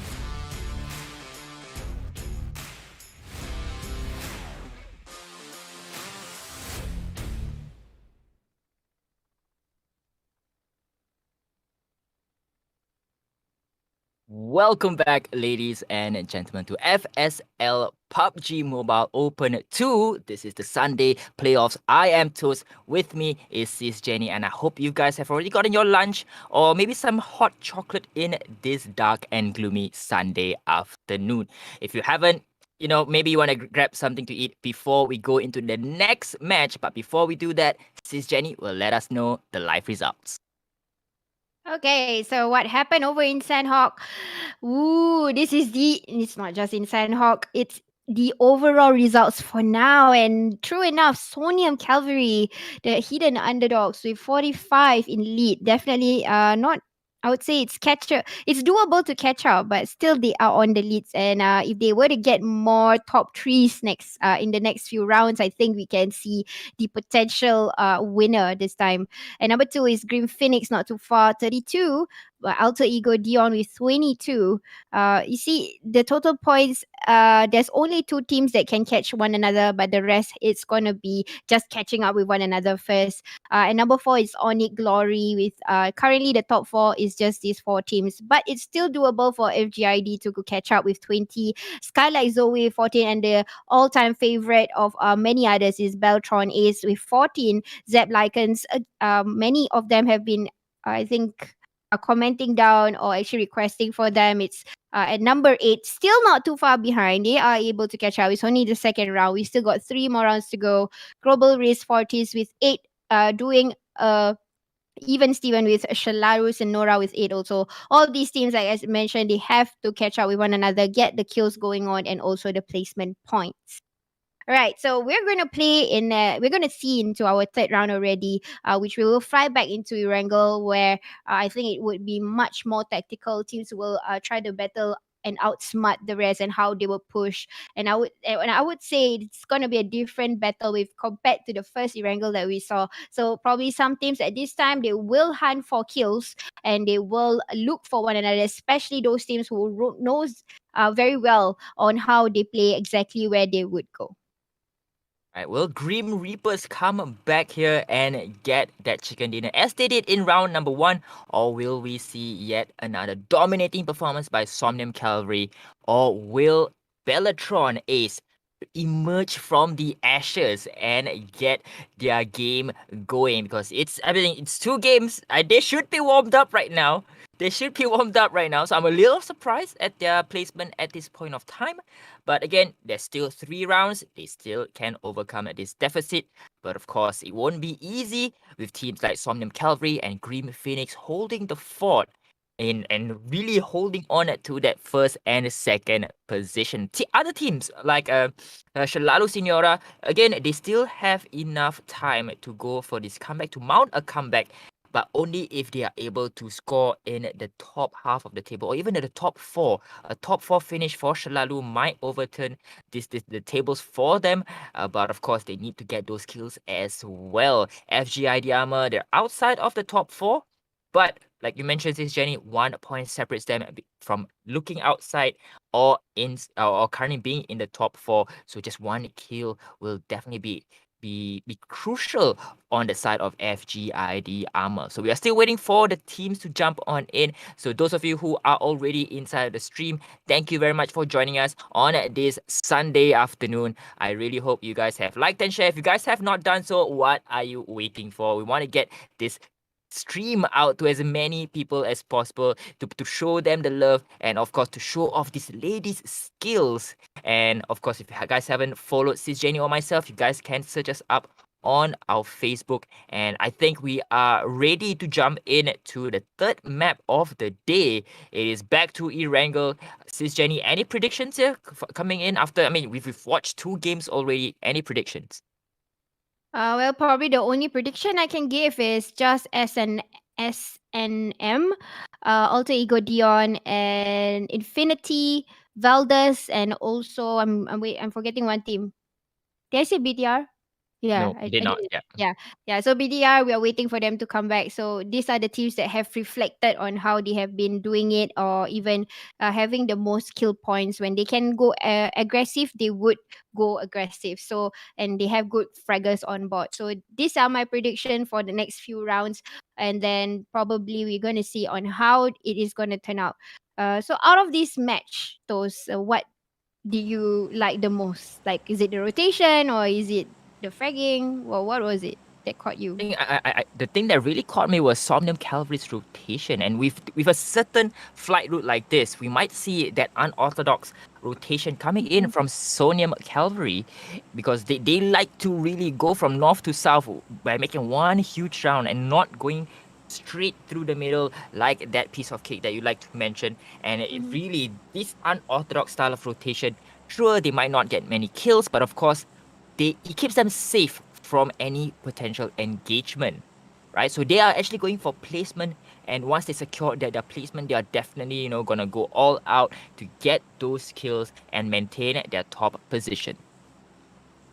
Yep, and actually this slide rule is similar to the first Erangel. So I guess teams that will go and choose their drop spot, they would be in the same places. Like we can see Infinity and also Expurge going into the island of Sovnoska. They are all heading towards the same areas. Not, I don't think. I don't see. I don't think the teams will actually change their areas. Are probably just from one spot to another. But most of them would go. Oh my god, the circle, guys! It's going to the west side, and I think the earlier Erangel, it was in the center, and it ended near the straits or even the lake. So right now we are just seeing on towards the left and or the west. I think teams that has not gotten themselves or their safe zone is not in the left side, they just got to hit in early in order to get themselves away from possible rotation deaths, when they are coming in. So maybe this is the time where they will choose exactly where they want to be. And teams that it has just landed or already landed first was like FGID and even S&M, so they have extra time to loot.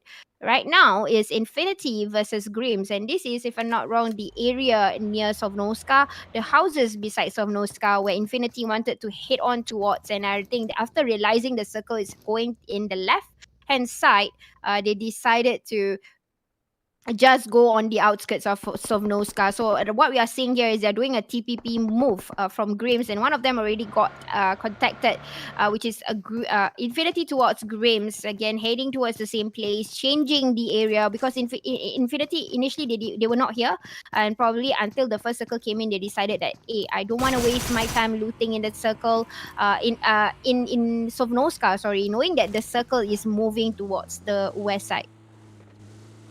We do see that first blood coming in from the Infinity Ladies taking on Green Phoenix. Oh, but he gets knocked down. Bisov gets knocked down from a distance there and pays for her sins.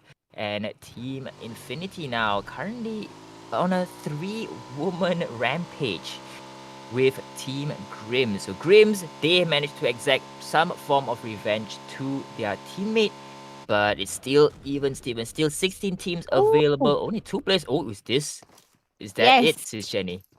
Oh, we That's got the new Tesla, guys. That's the new Tesla. Sorry to cut you off, but in case we cannot see it anymore. Yeah, that is the new Tesla that just released yesterday. It is about 3K. I mean, there's a few models that they released. So one of it is like 3K also. I'm not exactly sure which is the 3K model, but that is definitely one of the new models. So maybe we get to see it again. There you go. The Tesla. ooh, the Tesla. But I'm kind of. Oh, look! That is even a red disc brake. So the attention to detail, right, for PUBG Mobile cannot be understated, guys. And I'm not sure why the car's not moving at all. I think it's probably caught under a rock or something. Oh, and we're seeing it. So a Tesla in PUBG Mobile, guys. Such details. Gotta give the developers some props there. As right now, Alter Ego, we're probably moving inside of the safe zone. I believe they are already inside of the safe zone, and with nearly 5 minutes of game time played, 2 players has been eliminated, and that's one each from Grims, Phoenix, as well as Team Infinity Ladies. I'm just eyeing on this car. I'm thinking, should I? I really like the outlook. I mean, with the glass window all the way on the roof, so cool. But then again, there goes my money. But anyways, that's a really good show from Dion, showing that, hey, I've got it already, guys. I spin it yesterday. Yeah, so a few of them already probably locked it in already because there is algorithms in PUBG Mobile when you want to spin certain things. I'm sure it's the same over in a few other platforms, especially COD or something. I'm not so sure about that, but there is algorithms, meaning if like it first when it first released, and then when you spin, there are higher chances for you to get the tickets, because it's still a spin. It's not like you pick and choose and buy. No, you still got to spin. That's the reason why it goes all the way to 3,000 or even a few hundreds. So actually, when it first released, is the best time to go and spin. The moment you let it, like 2 weeks, 3 weeks, and then it's harder to get it, so it will be more expensive. We are gonna drop in on Oxy Blood Rain, who, based on a prediction in round number 1, they're not doing so hot at this point of time. But again, they still have 3 games to overturn that deficit. Can Oxy Blood Rain come out on top? They finished, I believe, in 9th spot in round number 1 here. So not a lot of placement points being awarded to them. But on the other side of things, they managed to secure themselves 5 kills. So we do know that Oxy Blood Rain can go for those kills. They just have to work on maintaining those positional points though. Yes, they have to go and get the rotation points. I mean, the placement points and things like that when it comes to this kind of circle. But then again, it's a similar circle to what happened earlier. This is the first few circles, so we get to see teams that is have. Got into the similar places that they were initially, like Raw was in the areas of Rozok near no wait. They shifted towards ruin, so they kind of going in towards that area. Alter Ego Dion have already stopped in school apartments. Probably these teams are just gauging. At least this is where the circle might be. But then again, it is looking towards that side. I mean, this map probably I will get to predict. It will probably end around where Pochinki is, or even ruins, that direction, instead of towards Jogopol. So maybe that's the reason why there's a few teams that is crowding there. It is where exactly the circle is kind of showing itself that it might be around that area. That's the reason why we're gonna see quite a few teams actually crowding around that area. Of course, it is just the first zone and multiple teams still outside of that safe zone currently. So teams like Skylight, Zoe, Onyx Glory, PE Freya, as well as the Infinity Ladies still right outside of the zone. So I'm not sure why the Infinity Ladies are not moving into the zone, because again, the only way out for them is gonna be that bridge. So if they wanna rotate away safely, they have to immediately take that bridge, but they will be contested with teams like Onyx as well as PE Freya. Conversely, they can take the left bridge, which is also part of the safe zone. But of course, teams will definitely be guarding that point as well. So Infinity Ladies, they need to get themselves over into the safe zone. They cannot keep playing outside of the safe zone. I've noticed something about them, that they enjoy playing outside of the safe zone, but currently I don't think this is the map to do so. But Onyx still looking for that first kill in round number 3, and they might just find it, especially if PE Freya is nearby their area. Yes, they're probably just getting the loot on, especially the first aids, knowing that they are already in the out. Oh no, something Oh happened, but it's no, okay, guys. okay. It happens again because of the new update. It crashes sometimes, whether you are using the phone or even, we are using an emulator to view it. But it's okay, guys. It's gone. Nothing has happened yet. No problem. We're just gonna talk you guys through until we get it loading on. Usually, they will open up the menu, and then they will say, do you still want to continue to be in the game, and then you just press okay, and then you're back in, so no problem, just give some time. Yeah. Yep. So what we noticed before the technical difficulties was team Somnium Cavalry, they were already inside of the zone, so we won't be seeing any crazy rotation coming in from them. But Infinity Ladies right outside of the zone, and you were saying something about they are still gonna loot up because they're outside of the zone, right?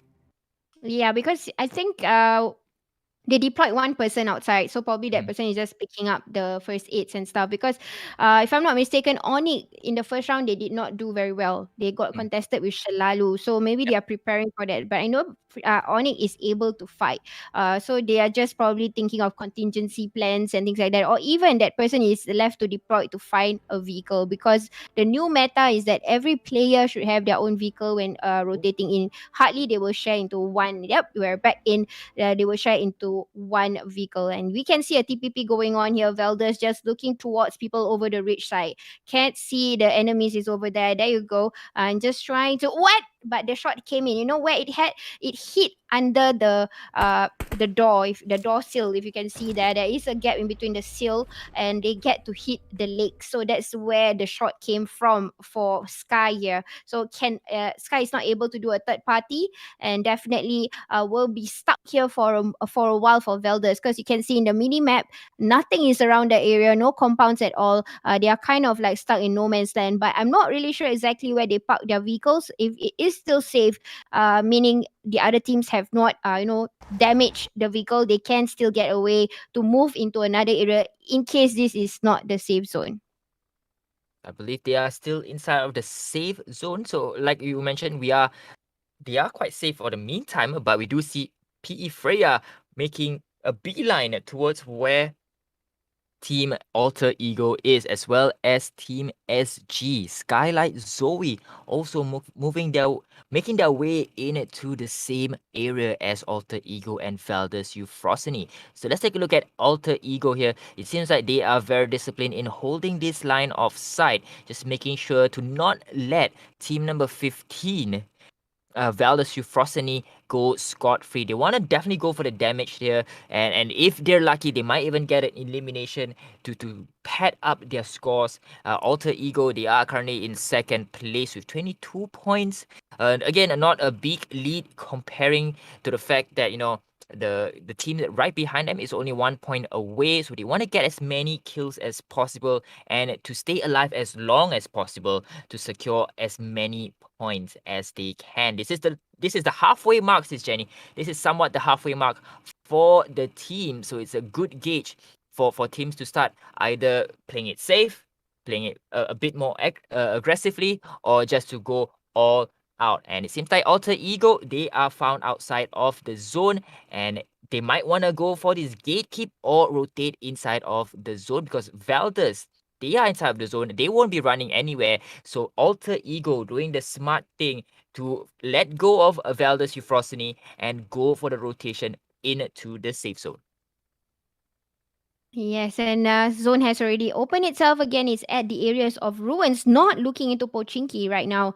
And probably the next one, it will be towards the north side, where you can see BTR is at the Mount Everest, and also Expert being there waiting on opponents to come in. Again, that is the best place to do advantage kills, and even another Tesla, guys. Holy.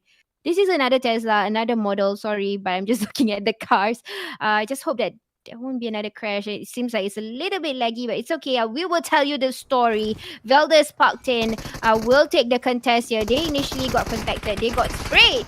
But oh, surprise, surprise, and goes down. But now this is quite vulnerable. That player has to get into the building. Wine One is trying to do a clearance here, but we might see another crash. It's okay. Probably, I'm just predicting that Velders made it through. I It think. seems like they've made it What's through happening? here, Yes, but they they are did getting made it through. engagement though. Mhm. They Seems made it that through. They did wipe out and get the loot of the team that actually previously contacted them. The team was Oxy Blood Rain, Team 7. They sprayed just to chase them away. But you know what, Velders, they kind of stopped in like, you shot me? I'm going to return the fire. And true enough, to return the fire immediately and parking for a while. I'm sure this is not where Velders wants to be. They had somewhere they go for, but because they got contacted, they kind of stopped in just to reply that. But now they're going to move into another area, probably doing the same rotation as what Expert is doing, or BTR, who's coming around the vantage point. But I think Expert will do a gatekeep here, not letting anyone come onto the top, doing a entry and exit gatekeep, so that those of the teams will go out and not come in. And again, since we have some time here, I did a little bit. I'm so sorry for what happened, guys. Again, this is because of the update. A few things might be adjusted. I managed to dig a little bit about the Tesla price, those. Oh, okay. So let's talk a bit about the Tesla price before jumping back into the game, shall we? Mm-hmm. So it's not as expensive as McLaren. Apparently, it will only take about $1,500 to own the most expensive one. I mean, they got different skins, right? Yeah. So McLaren still expensive, 3,000. Tesla is 1,500 for the most expensive skin. Just now, the skin that we saw was not. It's actually it's like aluminum silver. It's very. It's like a mirror like that. So yeah, that's the most expensive one. It just blows my mind how expensive the car is. But you know what's not expensive is you guys clicking that like and share as well as the follow for the FSL Facebook page, because you know guys, it's easy. It's just a click of a button. Probably take you less than 5 seconds to do all three. So hopefully you guys can spare that bit of time to help us share this stream to the world. It's me, Toast, as well as SisJenny, bringing you the action here in PUBG Mobile Open 2, brought to you by FSL and supported by Intel and Yahoo. And the last we saw was Purge X Queen. They were lined up on that ridge line, and if the zone closes in on them, they have the perfect area to be holding on to that ground, because everyone's gonna rush on in. They'll have all the opportunity, all the cover in the world to just shoot down on them to bring some rain in Erangel. So I'm really hoping to see the zone close in on Purge X Queens, because I want to see that happen. I want to see them doing that final stand at the top of Mount Everest, clearing everyone. And you know, if they manage to clear everyone, they could be very well at the top of the table after the third round. Yeah, agreed with that. To just get the farm kills from the distance. So, uh, but yeah, it's kind of sad to see a few teams that used to, have that domination, or at Mhm. least getting the kills ahead before even it is the fourth or fifth circle. But right now we are seeing a different performance in all of the teams. They are just getting the kills at the very last few circles. So we can see the level of competitiveness has raised as compared to yesterday, or even the last PUBG Mobile Open 1. There are more good teams that is involved this time, and they are really showing off their skills. They really want to get into that number one slot. We can definitely see that. Definitely, definitely. So after, I think this could have been the third zone. I might be wrong, but after the third zone, I believe there's only one team that has been eliminated, and it was Oxy Blood Rain. And we have to jump in back into that scene where they were going up against, I believe it was it Valdez. Valdez? Yeah, it was Mhm. Valdez. So if you guys remember Valdez, that player Sky from Valdez, she was trying to go for that wraparound, but I think she was too fixated on the player right in front of her, who's already inside the building. Her teammate had already rushed into that building. She went right around, and unfortunately, she got sniped from a distance. Right, so she Mhm. went down as well, but they managed to pick her up. So we're back in the game. Yeah, I'm not quite sure what the zone is at this point of time, but Team Alter Ego, they do have 2 kills. 3 teams has already been eliminated. Purge has been, unfortunately, been taken out of their perch there from the ridgeline of Mount Everest. As you can see, they are clumped up together. Alter Ego. They found one person. Oh, they found a bunch of players there. FIPA tries to land some shots here. 2 kills already. Majority of the kills coming, or rather all of the kills from Alter Ego coming from her. So could she add on to her score pile here with that shot down range? And at this point of time, 13 players still available. 13 teams still available, but 39 still alive. And Purge X Queens still holding that ridge line in Mount Everest. We're just gonna see a quick scope here, just trying to let the other teams to go away. Those pressure fire, and sure enough, that team definitely went out of that area, which is actually Valdez, trying to get onto the ridge side, but they're not gonna get in. Shalalu here though, trying to get a little bit of the vantage point again. This is their strength. For Shalalu, their long range and mid range. When it comes to close combat, it's only certain players in this team that is very good in their CQC, meaning they get to do the close combat battles very fast. But it's not all of the players. They have the strength that is allocated to each of these player. So that's the reason why they are also trying to give precedence or use this as a advantage for this team. A little bit of vantage point will not hurt them, and they know they can eliminate. But now the trouble here is there is a team that is already on top now. This is a trouble because when you are climbing up, the acceleration speed is also gonna slow things down. But Aisha getting everybody covered here. Looking at Aisha, probably I'm seeing that Aisha is one of the players that is doing the CQC or doing the close combat first. It's the reason why seeing Aisha and Jannah being here just to cover that angles first. And true enough, they are not letting it easy for the teams to get that kills. They are still alive, even though they're squeezing at the very last moment just to get onto a little bit of the portion of the Mount Everest, and they are still untouchable. You can see that they are still alive. The 4 ladies still alive for Shalalu. It's quite indicative of the guns they're holding at this point of time. Aisha with that shotgun, I believe, on her back. So you're right, she might be the CQC go-to person here. Team number 16 right in front of them. Zap Lycan gets peppered with a few shots from a Bunny, but not enough to bring them down. But Bunny will take out one of those players. Seems like, but one player from Team who has been knocked down is Grenette. She will get picked up here by Bunny. And Bunny, if you notice, her helmet is already down by 50%. So might not have a lot of protection there if she gets hit shot here. But Grenette has been picked up. Jannah will provide some much needed smoke cover for Shalalu actually to continue their ascent on Mount Everest. Yes, and Jannah without first aid kit, so probably the first man out. Aisha actually is holding on to a sniper here, Tos. It looks like a shotgun, but it's a Kar 98.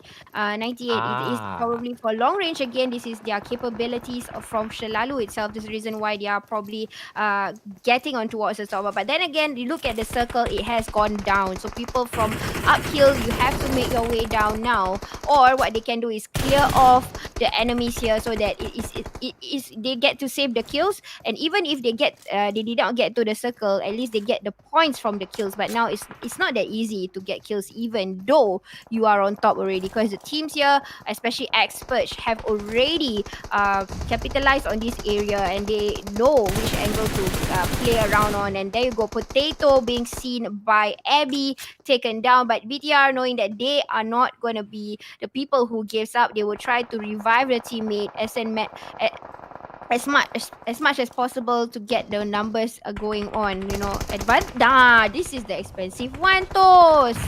I just say.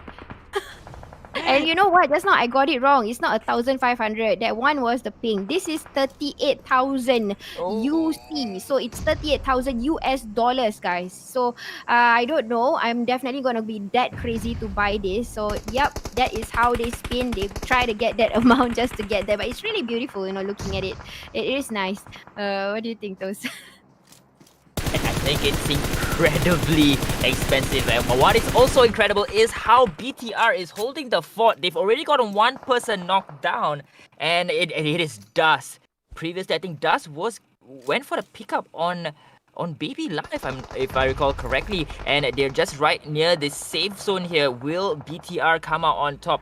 Somnium Cavalry only has one horse left in the race. Vogue already being taken out, so not much of a cavalry, but rather a stable of horses here. Malia still right on top of Mount Everest, does not want to give away this position. She will try to go for the pickup onto Vogue. At least will provide them with the extra firepower needed to bring down the rest of the team. 5 teams remaining, 14 players still alive.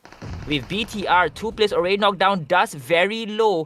And I think with Babyla, the only person left standing. 5 kills on the side of Valdez Euphrosyne, prepping that grenade. Could get a kill here if timed properly. 2 players from BTR right below her. Gets a bit of damage, but not enough to bring them down. BTR all individually not in the pink of health. I think Potato is very, very low. Only one shot could bring her down. Alter Ego will take out 1%. We're down to just 3 teams. Oh, Valdez Euphrosyne right in her face. Gets grenaded right in front of her face. Benjamin will go for this pickup, but also it kind of leaves them open for this rush from BTR if they wish to do so. Alter Ego, on the other hand, they are starting to rush right outside of the safe zone, or rather rushing into that airdrop. 3 teams remaining. I think it's a 3v... No, it's not a 3v3v3. Rather, it's a 4v3v2 at this point of time. Valdez Uprosnik gets eliminated one. And it's down to just Alter Ego as well as Bellatron. First team and second team gunning for top spot. SisJenny, I don't know who's gonna win this, but it seems like Alter Ego has the upper hand here. Yeah, now this is the battle of the Mercedes and the Tesla. I did see Alter Ego Dion here carrying a Mercedes that's worth 3,000 and plus the 38,000 Tesla. We're gonna see which team is gonna prove themselves much more expensive. And again, if you recall in PUBG 1, this is the same team that met together, and you know what? Winner, chicken dinner went on towards the McLaren's team, guys, which is Alter Ego Dion with let's see, they have 15 kills in total, and number 2 is BTR Ace, number 3 Valdez, number 4 Expert, number 5 is Sonium, number 6 Shalalu, number 7 Infinity, number 8 is FGID, number 9 is GR, number 11 is Grim, sorry, number 10 is Zap, number 11 is Grims, number 12 Onyx, number 13 is SG, and 14 Raw, 15 is Spry, and last but not least is Oxy Blood Rain, if I'm not mistaken. So yeah, that's how the outcome is. Apparently, the circle was totally looking towards the south side of the hills. So it is definitely unpredictable. Teams that was going up had to go down. You know, like they were doing this earlier. So yeah. So very, very unfortunate for Bellatron, but what they can take away is we have seen the resurgence of Bellatron. They didn't do too well in the first 2 games, but they managed to secure themselves second place. So that might be enough to bring them in the top 4. We don't know just yet, but we'll let the managers and the admins tally up the scores. So as we go for a quick break before we jump into round 4. We'll see you after this.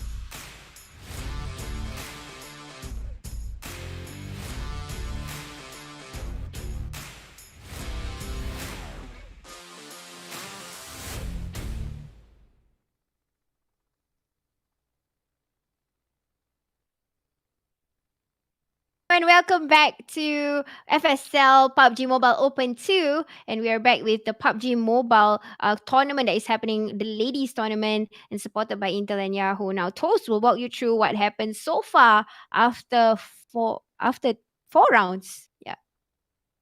All right. So after correction, this is Jenny. After three rounds, Somnium Cavalry still in top position. Alter Ego, on the other hand, they are slowly catching up with the leaders in second place with 52. Grimm's Phoenix in third with 34. And lo and behold, Bellatron is back in the top four with 33 points. They are slowly catching up on the top spot, SisJenny. I don't think they are ready to let go of the crown just yet.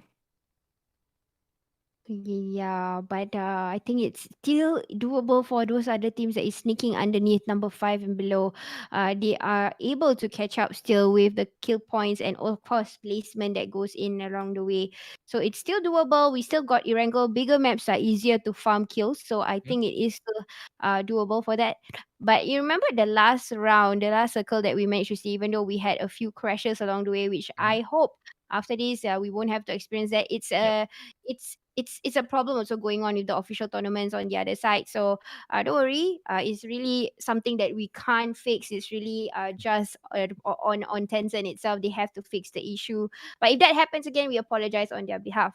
So I was saying earlier on those last few circles when it was only Alter Ego, Dion, and BTR. The funny Mm, thing that I spotted was Alter Ego was purging in. They were coming to kill mhm. already. Velders before that had a mistake. So Oh, what happened was there was only two players, so the other player accidentally threw a throwable on their own player, so that kind of slowed down oh, the process itself. I think the first player of Velders already ready to come in to shoot off Bellatron, but then okay. the grenade came, and then that's the part where it gives that window for Alter Ego Dion to come in and rush. So the funny thing I spotted Got it. was the very last few portion when BTR was defending. Mhm. One of the player, if I'm not wrong, is BTR Baby La, or it could be Ash or something. Someone with the name Asha, yeah. Asha. The last thing that Asha did was get into the Tesla and drive away. But Oh, that, yep. I saw that. I saw that. it did not happen. Like, you know what? She probably think like, I'm gonna die. I'm gonna save my expensive car. But no, that definitely helped because in a way they did not have a chance to ride in the car. So Asha saved the car for not letting anyone try it out. Wow. What a statement. But I think as of now, this car is definitely in the talking, I would say, in trend for PUBG since it just released yesterday. So even I was actually looking into a PMNC for a while. Even the casters over there were talking about the car that just released, and somebody already owned one of that over in PMNC. And right now in FSL, you don't have to go far. Just stick around. You can see McLaren. You can see all the different variants of Tesla and McLaren. So yeah, suddenly it's no more FPS. It's more about But this is no Fast and Furious, guys. It is FSL PUBG Mobile Open 2, brought to you by FSL and supported by Intel and Yahoo. Brought to you by myself, Toast, as well as SisJenny. Your eyes in the sky for today. So we are gonna jump into game number 4 very shortly. And we've already saw the top 4 teams, and we can see that just one good placement can bring a team that we were, let's be honest, we were quite disappointed not in the top 4 suddenly rise up and stamp their mark in the top 4. We're talking about Bellatron Ace, of course. So remember, one good game is all it takes for the teams in the lower half of the table to stamp their mark in the top 4. So again, it's not over until it's over, but what is gonna start is game number 4, and we are back to Sanhok. Sanhok. Doable or not doable? Most of the teams here, I think this is already the fourth round. They are gonna really play strategic. They are going to do passive. I think some of the teams here would do passive this time because Sanhok again is not a place to farm kills. You have to be careful. The moment you start killing, yes, you might get 4, but a third party were to come in and you get eliminated straight away. Especially if you were to die in the slot 12 to 16, you will not get any placement points. It's zero. Yes, you are following the PMPL format uh, of the point system. Wait, sorry, my correction. 13 to 16 is zero. So 12, you still get one placement point. So can you imagine if you were to die number 14 after 4 kills, you only get 4 points. So obviously, you want to do the killing later and at the same time get the placement, at the same time get the kill points. So right now, hello, we are looking into Velders who already have tucked in with Raw Vergata. So BTR not in the radar at all. If I'm not mistaken, that is Raw Vergata. Yep, team number 10 coming into where BTR usually would be in. But we are going to see these two battles. Probably these two have the same mindset of wanting to farm kills. Maybe they probably think that, you know what, I can frag. I probably want to have more. And Velders is definitely one of the teams that other team might want to eliminate them out because they are a threat, because they are good. They can get the kills, they can get rotation. We have seen many times that they have reached the top 5 in most of the maps. So yeah, it's definitely a threat to me. And definitely not to discount any of the teams here. All are equally as good. And because at this point of time, they are just fighting for that top 4 slot. Because the top 4 slot, they won't be going into another stage of competition, but rather the top 4 will be winning that monetary prize. So just to remind you guys, the first place will walk home with 500 Singapore dollars, second place 250, third 175, and in fourth place they will bring home a cool 75 Singapore dollars. So it's all about the money, the ka-ching for this last 2 rounds here, ladies and gentlemen. What a cute bear. What a cute bear there by Velders Euphrosyne's Summer on her gun there. But will the bear help to shoot just right to team number 10, Rovi Garta, still inside of this compound? And look at how Velders Euphrosyne is trying to force Rovi Gata into their kill box. They're setting up perfectly. They're setting up nice and easy to make sure that, once Rovi Gata drops down, and there you go, Summer with the first shot of the round number 4, and they are gonna go ham here. Rovi Gata, they are unfortunately all 3 members. It's all mayhem right now as multiple players has been dropped. Rovi Gata has been eliminated. Velders Euphrosyne reigns supreme right here in bootcamp.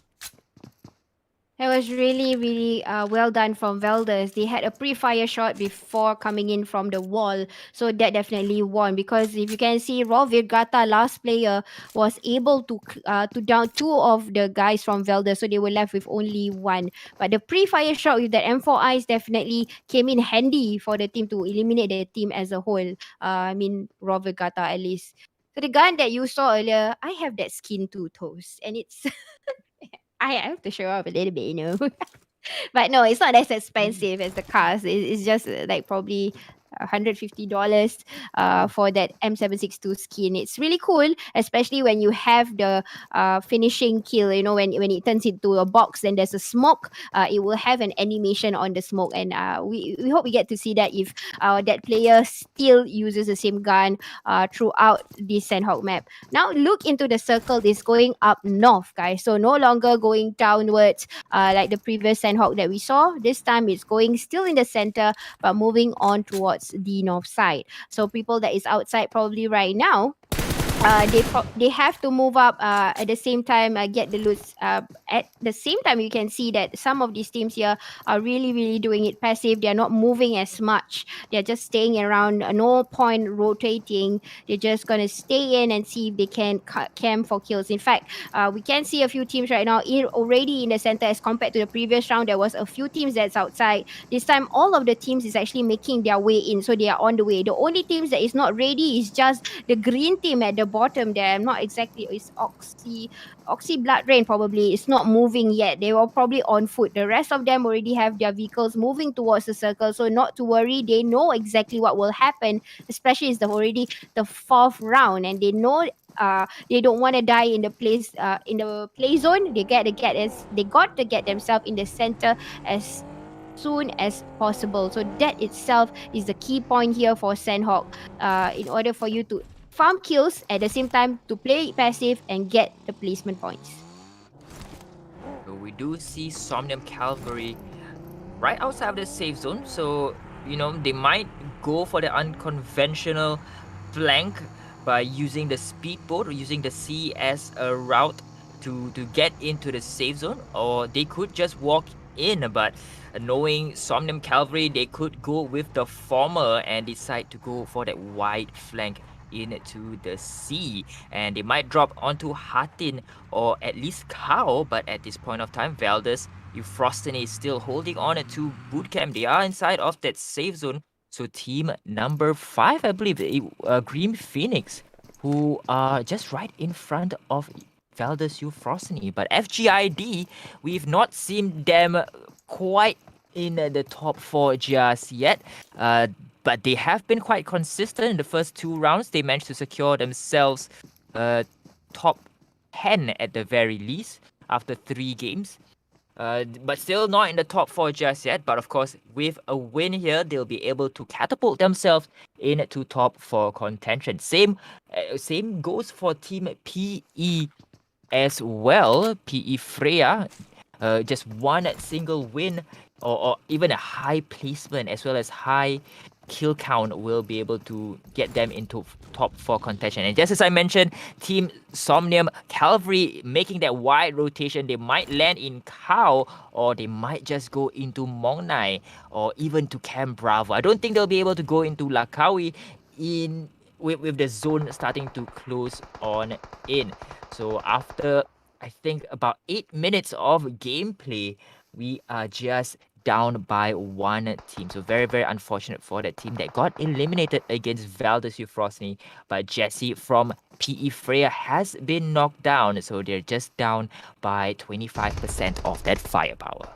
Yes, and now looking to Freya, just looking straight into Perch, which is also trying to use the vantage point. I've been seeing this the previous match. They are starting to use the vantage point as an alternative to get the kills. Probably this is ex-Perch. Let's see. I'm not sure whether they are. Yes, it is a Philippines team. Maybe this is one of the teams that has the that can play very well in Miramar. What I mentioned before. Philippine teams they love Miramar. Miramar is their home, and Miramar usually has high elements like the hillside and the mountain. So teams like this, they are used to getting engagement from vantage point, but getting pushed here, in fact, already by Team 8 of Freya, pushing it very well, trying to get into the smoke so that they can get a revival. But you know what? Freya is going to get themselves closer. Knowing the numbers, Freya is on the advantage. They have already knocked a few of the members down. They're going to try and end as much as possible just to get kill points ready. But you're looking at the screen, only 2 of the Freya teammates is here, looking at the vantage point here, trying to end that player but not able to get the shots anymore unless a grenade is able to be tossed in. But already gotten that kill. This is really a very good flank here by Freya, opening up at the right angles, getting them in the off angles, and now getting a plate back option right now. And suddenly Freya will have 3 and still expert with someone already marking the area on the top, but still getting a third party right now by the awesome alter ego Dion, who always get kills. They consistently been getting kills every round. They know exactly what and when to engage in. This is where trouble comes in when you're about to take the lead, and then there are ends around just to not let you lead. And you're right, Alter Ego definitely wants to go for the third party here, wants to get those first few kills in the early zones. They don't want to have to wait until the last few zones before getting those kills, and they have found the perfect contenders here. Team number 8 and 9, Team PE Freya as well as Purge X Queens, who were busy engaging with one another before they were engaged by Team Alter Ego. So Alter Ego does find one person right behind that rock outcrop. I believe they've already been knocked down or taken a knee there, but not finished off just yet. So it's just a matter of time before they bleed out, and Alter Ego might get the kill there. I'm not sure if they were the ones to knock that player out, but at this point of time, Expert will get Vera from Freya. and Freya down by I think 2 members. And no, Freya, Team PE Freya has been eliminated here. So very quick eliminations here, SisJenny. Not something that we did not expect. And what I did not expect also is that a cyber truck from Tesla as well. I don't know. It's something that is not rendering well because I'm not so sure about that. But definitely, this is a skin that I've not seen before. Maybe it could be just a Cybertruck, but I'm not so sure if that is a model of such because it's moving a bit too fast. Probably this is actually a car, but it did not render. Yeah, so this is still the Tesla because it's the same team that actually had the McLarens and also the Tesla trucks over in Sanhok don't move this fast usually. It is probably a car. So yeah, I think we are having some problems with the system, but it's okay. We get to see players. That's what matters to us. And right now we can see the difference that teams have already made their way into the inner circle as compared to before. The first few Sanhok, but right now Infinity has laid their eyes on Veldus, and now Veldus is under attack.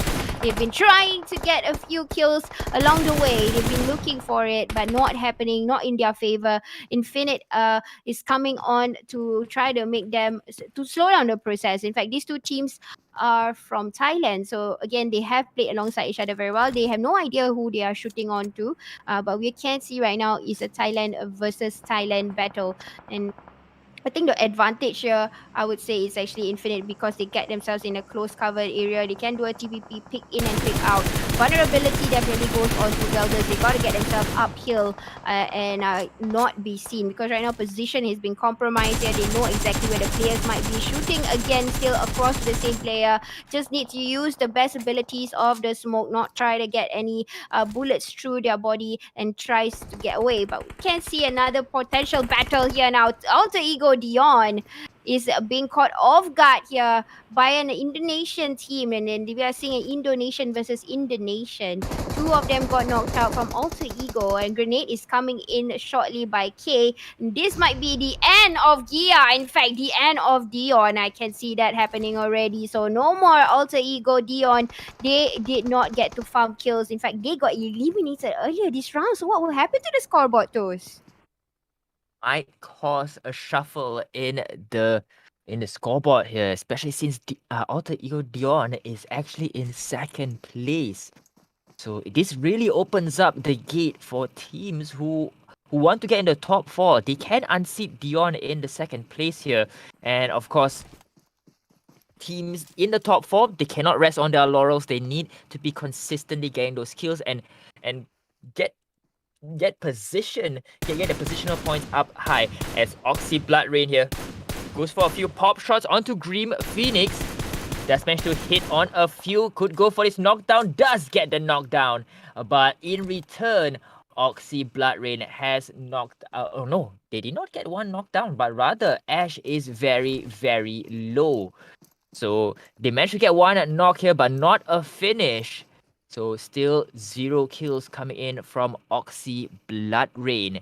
And they will take control of this compound for the moment before the zone will shift yet again. 15 minutes of game time has played, and quite surprisingly, SisJenny, 3 teams has already been sent back into the lobby.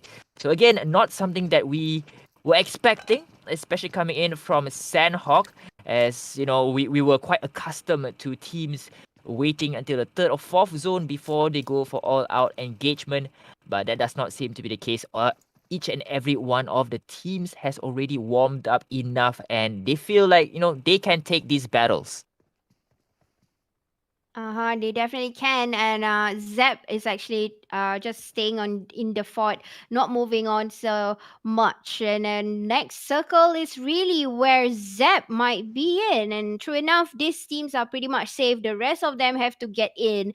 It is just moving towards the north side. And I got a feeling the next few circles might be between Tedmog and also Paradise. It seems to be that that's how it is going to be the outlook of the next few circles. So teams already got themselves in the circle. I'm probably thinking that Onyx will not move, Zep will not move also, but people like Shalalu and even BTR got to get themselves an inch bit further in, an inch inch bit further into the circle, because it seems to be that's how the rotation that might turn out right now. Now we're going to see how these two teams are going to battle. We have this team has been contacted by a team. I'm not exactly sure where the shot came from. It probably is coming from the opposite side, because this is quite a great damage that Berlin received here. In fact, no more helmet at all for Berlin. Needs to get an helmet ASAP. It's only the third circle, and if you don't have a protection on your head, you will get a headshot very easily. And I made it super easy. They gotta get into the compound. They gotta get down, get themselves a helmet. I'm still trying to tell on which team is that actually contacted Berlin, because it's quite a great damage that was delivered towards Berlin. It might be experts. It is experts probably, even though they are left with two players or even one. I'm not so sure. But yes, it is quite painful. In fact, now one of them has already been taken down. We're left with one more player from experts, and they just gotta hunt for that person. If only they knew there was only two in line. But Velders is around the area. They're gonna pop in if they can.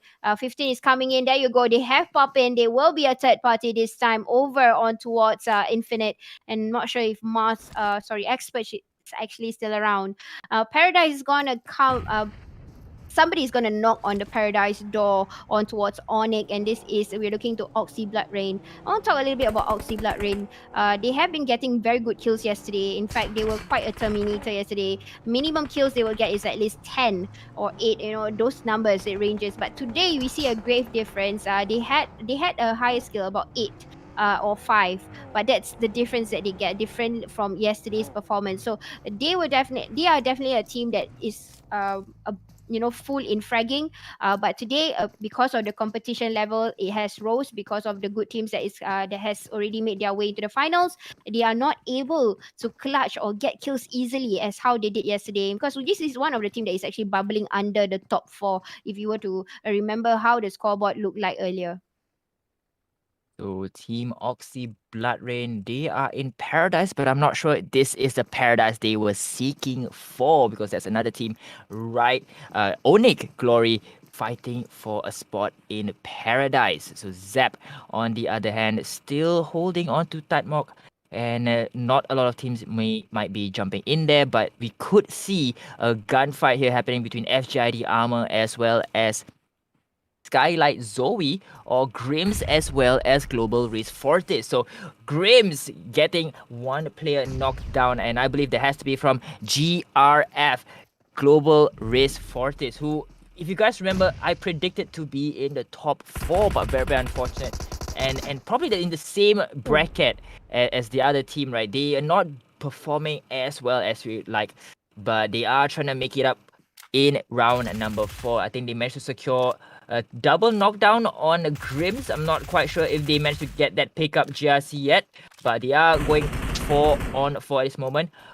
A grenade just bounced on top of a Raze, it seems like, but he's trying to jiggle right across this rock outcrop. Gets a bit of damage here. Raze trying to apply those bandages, and machine gun fire coming on the side of Global Race Fortis here, providing some much needed pressure fire, and might get a knock. It does not connect all of those rounds as Bambi might get flanked on both sides. FGID on the other hand takes out Skylight Zoe, and a backtrack for Global Race Fortis here. They don't want to seem to go for the engagement, but Styx has been knocked down. And that was such a dangerous move by Styx, but they managed to secure another knockdown. And it's a 1v... Oh no, they're right outside of the safe zone here at this point of time. 2 members right in front of them. They should go for this kill here. It's an easy kill coming in from Team GRT. So with that, SisJenny, I think only one member from Global Risk Fortis left standing. Yeah, it is true. We are looking into Grimm's getting overpowered here. Grimm, Global Risk Fortis managed to make a run, and all of them is still up and running. I think they still can get into the zone. It's the 4th circle, might hurt a little bit, but not as hurtful as the 5th circle. Now, this team is what we worry about here.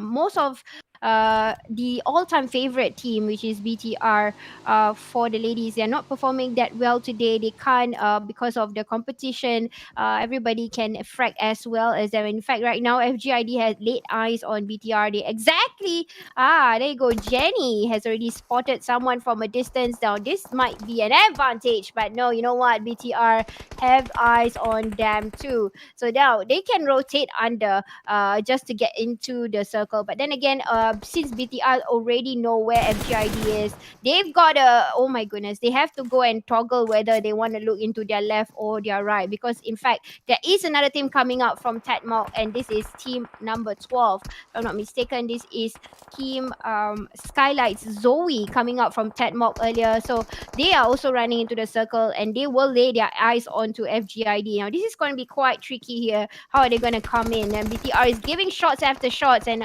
Razor is already down. Only one player so far, still not the outcome of everything. But now jump into Zaps.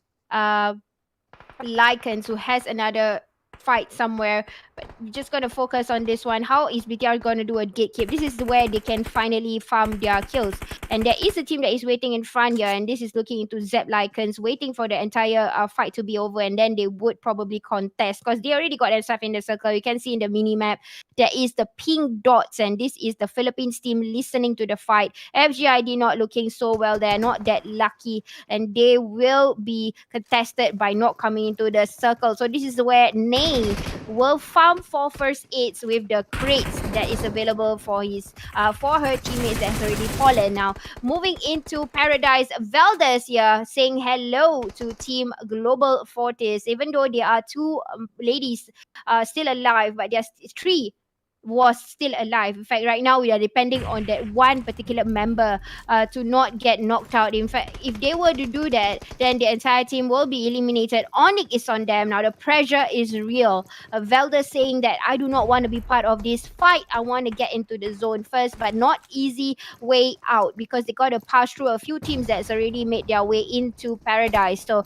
this is going to be the real deal here. The pressure is on them. How they're going to get in? They got in, now they have to get out. Onyx totally not looking into the fight that they can have with Global Risk Fortis. They totally overlook that. They just want to go and clear the area for them to come into the next circle, because right now we can't see the circle where it is looking straight at. Infinite has already got closer to Shalalu on the other side.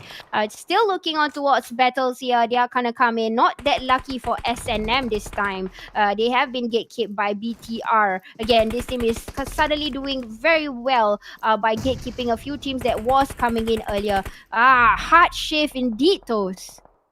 Very hard shift, and now it's in favor of Shalalu, who unfortunately, due to a previous gunfight, they already lost 75% of their firepower. So just left with Bunny trying to go for the shot here. Gets one player knocked down. Could go for the final kill. And team number 14 down by 2 players. I think they did not eliminate team number 14 just yet. The Infinity ladies are still healthy in terms of strong, but Bunny unfortunately dies outside of the safe zone. The Singaporeans has been eliminated, and we are looking at team 13 now, Somnium Calvary, who again have been quite consistent, and they are now in the top 10.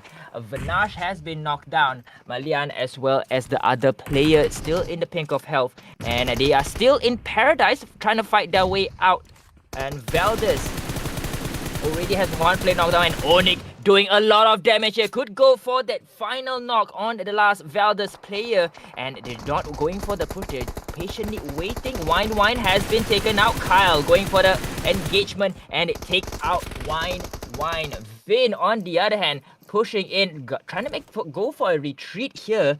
And I think another team has been eliminated here. It was Valdez Euphrosyne has been eliminated here. Oxy Blood Rain, they're doing very well. SisJenny, they are able to come in here in the top 5, but BTR not looking so hot. 2 members already down. I think only 1 member left remaining on the side of BTR. I could be wrong here, and I'm not sure who's inside of that compound, but the zone will start to close in with just 40 seconds remaining. So Onyx, they are currently the favorites here to go all out because they still have 4 members, SisJenny, and both and they are quite spread out.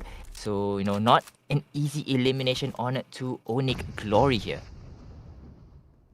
BTR still can make their way into the circle. It's still doable. Again, that underdog team, SNM Myla, still alive. This time, we get to see a Thailand team in the middle of these fights. SNM not lucky anymore, not top three. Now, this is the top three teams. We are talking about placement points. But Onyx, very consistently in Sanhok, have always been getting the center circle. That's probably the reason why they had kills. Earlier drop spot they were in paradise, this time they were in paradise also. Lucky them, the zone decided to rotate around them, so they only need to come into the circle at the very last moments or the very last few circles. That's why they get themselves advantage when it comes to Sanhok. They can do the farm kills, 8 kills in Sanhok. That's amazing. BTR, I'm not sure how many kills they've got so far. Infinite has been doing a lot of gatekeep. They have been contesting ever since third circle, so this time they have to eliminate Onyx if that is even possible for them. We can give them hope. Turbos are being tossed in, but not much damage have been done here. Just maybe a few. Kyle has been vindicated. So as another player that is already probably having the lowest life on that. Oh, BTR 5 kills doing the gatekeep earlier, while the first few, maybe the third circle onwards. But baby La already have that instinct, knowing that people is there. Maybe seeing the grass movements, but it's really really crucial that baby La is still staying alive. But Onyx says, I saw you and you can't get away. So there you go down. But winner, chicken dinner to the people that won the zone. That is Onyx. Team Onyx Glory will come out on top in round number 4 with that winner chicken dinner. Team Infinity Ladies in second place, BTR in third, Somnium Calvary in fourth, Oxy Blood Rain doing well for themselves in fifth with 3 kills. Global Risk Fortis as well coming in sixth position. Valdez Euphrosyne in 7th, Shalalu in 8th, Grim Phoenix in 9th, FGID Armor in 10th, 11th is Zap, Lycans, Skylight Zoe in 12th, Mafia Perch X Queens in 13th, Alter Ego in 14th, P.E. Freya in 15th, and last but not least, Roar Virgata in last spot.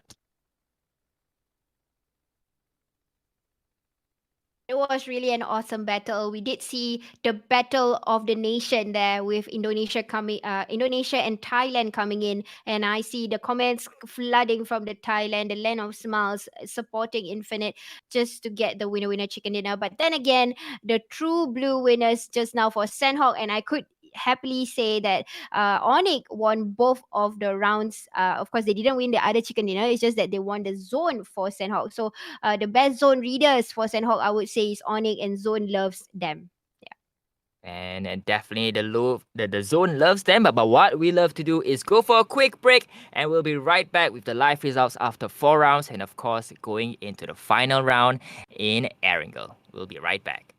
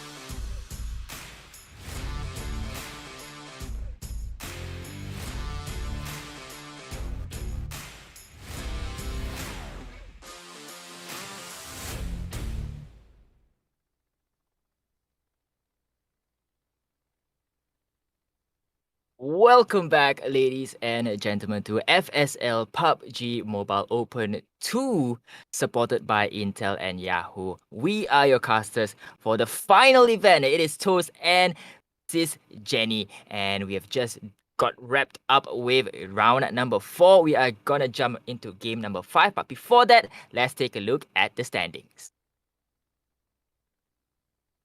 Aha, overall results. Here we go. Sonium Calvary, the underdogs, taking 63, guys. At number one, again, I think this time it's easy to catch up with 10 points. Of course, you need to get into number one, two, or three for the placement, and maybe you can catch up. But then again, that is if Sonium dies early or gets too soon. But if they are still in the match, I don't think it's a doable thing for any teams to catch up right now. Because the difference between Alter Ego and Onyx and Sonium is at least about 10, and these two have a draw this time, 53-53 each. And Beltron is not the champions this time. We can see a different champion coming out over in PUBG Mobile Open 2 FSL. And number 5, catching up below is Grim Phoenix. Again, this is again, I don't think it's doable. It's 38. The difference to get over to Beltron is 10. Again, if they need to really go and farm kills just to be in the top 4 at least. Veldus Infrosin 29, FGT Armor 25, having a draw with Infinity Ladies, Perch X Queens 24, and Skylight Zoe. So this time we can tell who might be the top 4 after our 5th match, which we're gonna fly in later into Erangel. But I won't put away Grim Phoenix just yet, because you saw in round number 1, they managed to secure themselves 21 points. If they are able to do it for a second time, they may actually bump Bellatron down if they get too soon. If Bellatron gets too soon, Grim, they will be able to jump into the top 4 slot. And of course, top 4 will walk home with cash money. And of course, the first place will walk away with 500 SGD. Second goes home with 250. Third takes away 175. And last but not least, fourth will walk home with 75 Singapore dollars. And of course, again, you might think that it's all set and done, but I do not think so, because we are gonna jump into Erangel. And like you mentioned, SisJenny, Erangel, a place to farm kills. Can Bellatron hang on? Because their top 4 is in danger, right? It's in danger because Grim Phoenix, we've seen them come back time and time again, right? Day number 1, Saturday's playoffs, they came in clutch at the very end of 3 rounds, and they were able to secure themselves into the top 4. Can Grim Reapers do it yet again in the Sunday playoffs and dethrone Bellatron Ace, the champions, I might add, for FSL PUBG Mobile Open 1? Right? Because right now they're in top 4, but it's kind of a bit shaky for them to stay in the top 4. So really, Bellatron Ace, if they want to continue their dominating story here, they have to continue to be consistent, get those skills, get those positions, because if not, Grim Phoenix will rise from the ashes and dethrone them into 5th position. And of course, the rest of the teams, they can play spoilers to the party. They can secure kills, get those chicken dinner, and maybe put themselves in top 4 contention. But like you mentioned, it's going to be an uphill battle to climb, and I'm sure these ladies has gotten their hiking boots on and they are ready to climb up that mountain. Game number 5 will take us to Erangel, and we might start the game very, very soon. But SisJenny, what are the odds that we will see a shift in the tables? The only thing that will jeopardize or tell where the standings might be is the circle. So if they get a good circle where it will end up in the center, then I would say it will be an equal playoff, meaning all these teams will get repetitive kill points. But if the zone is going to be like the circle, maybe ending up in the island and very difficult to rotate in, or even it might be an advantage if the circle were to be near the cliffside, because we can see a few teams using that as their tool to farm kills, maybe for teams like Grims and also BTR, who have been using the cliffside to farm kills. So I'm really excited to see where the circle will take us this time, and we have begun to fly over Erangel, starting from Seveny, ending in Sovnovska. So the flight path quite straight down the middle of the map. Will we see yet another Sonovska circle here, or will the circle appear somewhere north of the main island of Erangel? So Bellatron already out of the plane, and again we've gotten the ghost plane here, SisJenny. So I'm not sure how many teams has already flown out, if not every single one of those teams. And I don't think there will be any team dropping into Sovnovska. I could be wrong, as we do see Freya and Valdez moving towards Sovnovska, Onik as well, Shalalu jumping in. Oh, okay, so we do see multiple teams could be making their way into Sovnovska, or at least Novo. But Team Global Risk Fortis has made their stance in Stolber as well as Severny. And it's going to be interesting to see where the first zone will land. Yep. So I think this time we don't see a chase down. Oh, it's another west circle shift. So apparently today's Erangel is just west, west, west. Okay. Yesterday we did see a bit of the island circle, but still I'm not in favor of this kind of circles actually, because it's only one sided and it might be a game changer for some of these teams. In fact, because to come in itself will be a definite great problem, especially if you get half of the circle being gatekept by a few teams here that has landed on towards the right side, and the teams that is over on the east have to come in, whether they like it or not. They have to utilize the east side in order to go over on towards the west. But then again, if they can find a boat, I think nobody will try to shoot the boat. But you need a whole lot of patrol in order to cross in, so that you don't get contested. Because over in Erangel, the map is bigger, so the consumption of oil is more, the petrol is more as compared to Sanhok.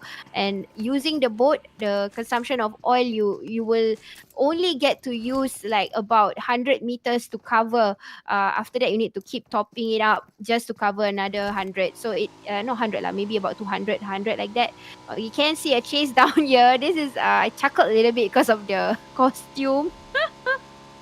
Yeah, this is one of the released the Brazilian costume here, Freya, and also another one from Team 7 here is trying to chase over this place. Who gets the place first, who gets the gun first will be the winner. And sure enough, look at Freya here, Vera getting the first gun out and totally going to do a chase. But you know what, Team 7 knows it better to go away knowing that Freya gets the place first. So nope, I got it first, you get out of my sight. And that is the mutual agreement that is being done here. But smartly for Team 7, they have gotten on towards the back entrance of Milta Power, getting into the big containers here. Oh, there you go, and heading towards the middle building, because the middle building has the best loots actually, where number 7 player is actually going towards. That particular building you can easily get an M4, and right now Freya is overpowered with 3 of the members coming in from different entrances. Now this is again a gameplay that is being done absolutely well by Team 7, guarding this particular player, just one player in Milta Power. So this is really great. Initially you think that you are leading on, and right now you are overpowered. So this time all these players already got themselves at least a tool to kill. And then the 4th member is coming into Milta Power. May God be with Vera, because it don't seem to be gonna have a good ending. It seems like Vera from PE Freya is currently being surrounded by the rest of Team Oxy Bloodrain. And will Oxy Bloodrain reign supreme and rain bullets on to Vera, because she's alone here at this point of time? Backup not arriving fast enough, so Team Freya could be down by 1 player if they're not moving into this zone quickly. And you can see Vera being cornered left and right. So not a lot of space to move here. And Ash has gotten the discipline to scope in and trying to secure the kill here. Vera definitely in trouble here. Obviously, Blood Rain will start to TPP, tries to get the first few shots in, but right in front of Aletta, goes for a quick shotgun kill, and first blood goes to Oxy Blood Rain. So they get 1 kill to their name, and this is where Oxy Blood Rain, they can play spoilers to the top 4, getting a lot of kills to prevent the rest of the teams from securing those kill points. Yeah, Freya came in a little bit late for the backup there. They had to sacrifice one player just because of that. But it's still okay. It's still early in the circle. 3 members is able to still, kill have the kill points going on. At the same time, the rest of these other teams, they are just again, especially the teams who are already in the circle, they are playing it passive. They are keeping it cool first. Shalalu did a very smart thing coming into the center, similarly to FGID, who's currently in the center of the circle, looking at that's exactly where that might be the closing of the circle, because it looks like it is going towards the center, similar circle that we saw earlier in Erangel. Now looking into this side, over onto the observer screen, there is a contest going on between Team 4, and I'm not exactly sure which team that is. This is the pink team that is actually contacting them while moving around. This is Zap from Philippines, and they are trying to contest to get some kill points. They have not been getting a lot of kill points lately, and now they are overpowered, similarly to the other team that is Team 4 or Fortis is trying. Both teams are Philippines, so I guess this rotation probably they will have to stumble upon many a times when they play in their own tournaments. We're going to see which one is going to take over, and it still can be a clearance here if Tokyo were to come in and maybe spray a little, but knowing that is happening, the only player left prioritizing the revival is much important here. Already losing Sushi and don't want to lose any more, but it's going to probably ditch the teammates behind and try to get a different angle to do a clearance. So I'm not sure if it is possible still, or not, because it could be someone coming out from the smoke and just shooting Tokyo away while doing the revival, because this place is actually, you can be in a circle, being in the smoke, you still can tell where the player might run into. There you go, easy kills, easy with Bigatron just moving in the middle of nowhere, and they are gonna do a stop. Oh, aren't they? They might just, they are not going to stop. They're just going to ignore that, and they will take a different angle. Tell me, you can't see in the minimap there is one player that is in the middle. Then this is Bigatron's player just getting information, and the rest of them is opening up. There you go. The kill steals are happening right now. Baby La getting one shot there, and they can farm kills. This time, this is the part where we can say BTR will still stay put in number 4. And if they keep getting kills and points like this, it's hard for any other teams to take over, because you can see the great difference of the numbers here. Baby La still spraying away, getting seeing this as an advantage, try to get whatever kills. They know there's a fight that's happening currently, and they will try to be the third party to get those kill points. Already 1 kill just by moving in 8 minutes in the game. I think this might be a good game for BTR.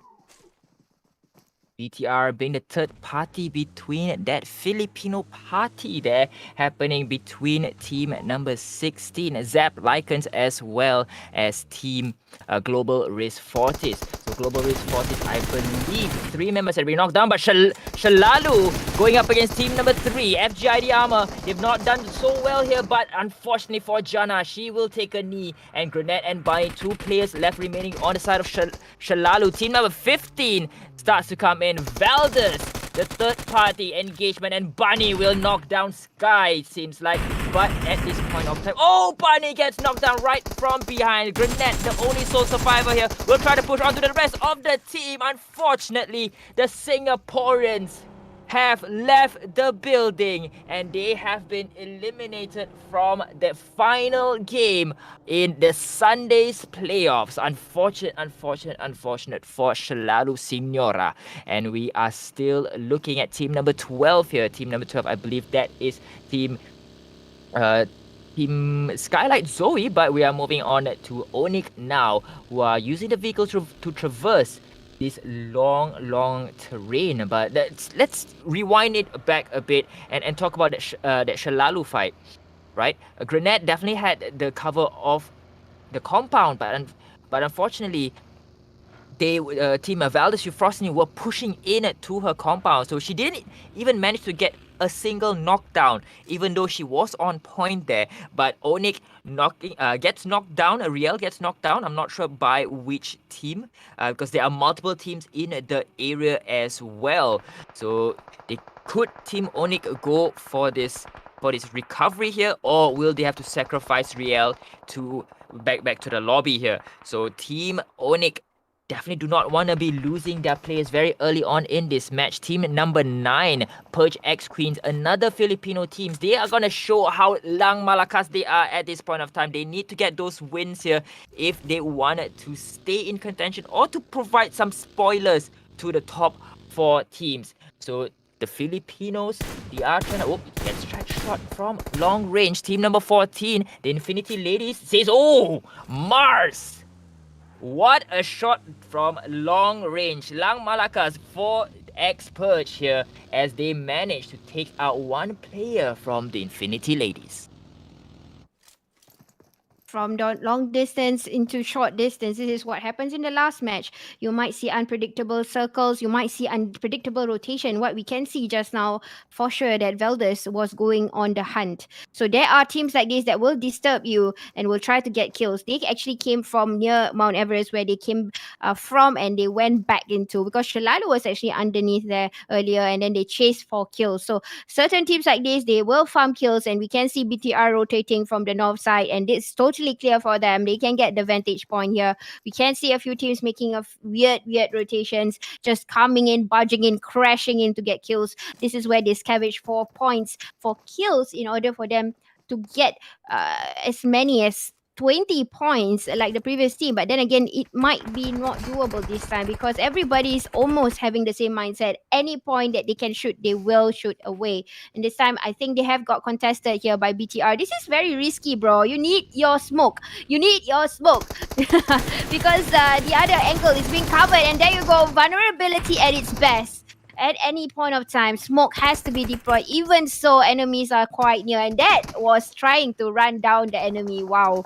That is how angry BTR is. But Team 10 knows better. They actually divided the team into 2 sides here. Vergata now left with only 1. Shots are coming in now. This is a very good player example here. Smokes are deployed but not lucky enough. Already got spotted by Valdez, and this farming kills is working out for Valdez this time. 5 kills already. 12 minutes on top of Mount Everest.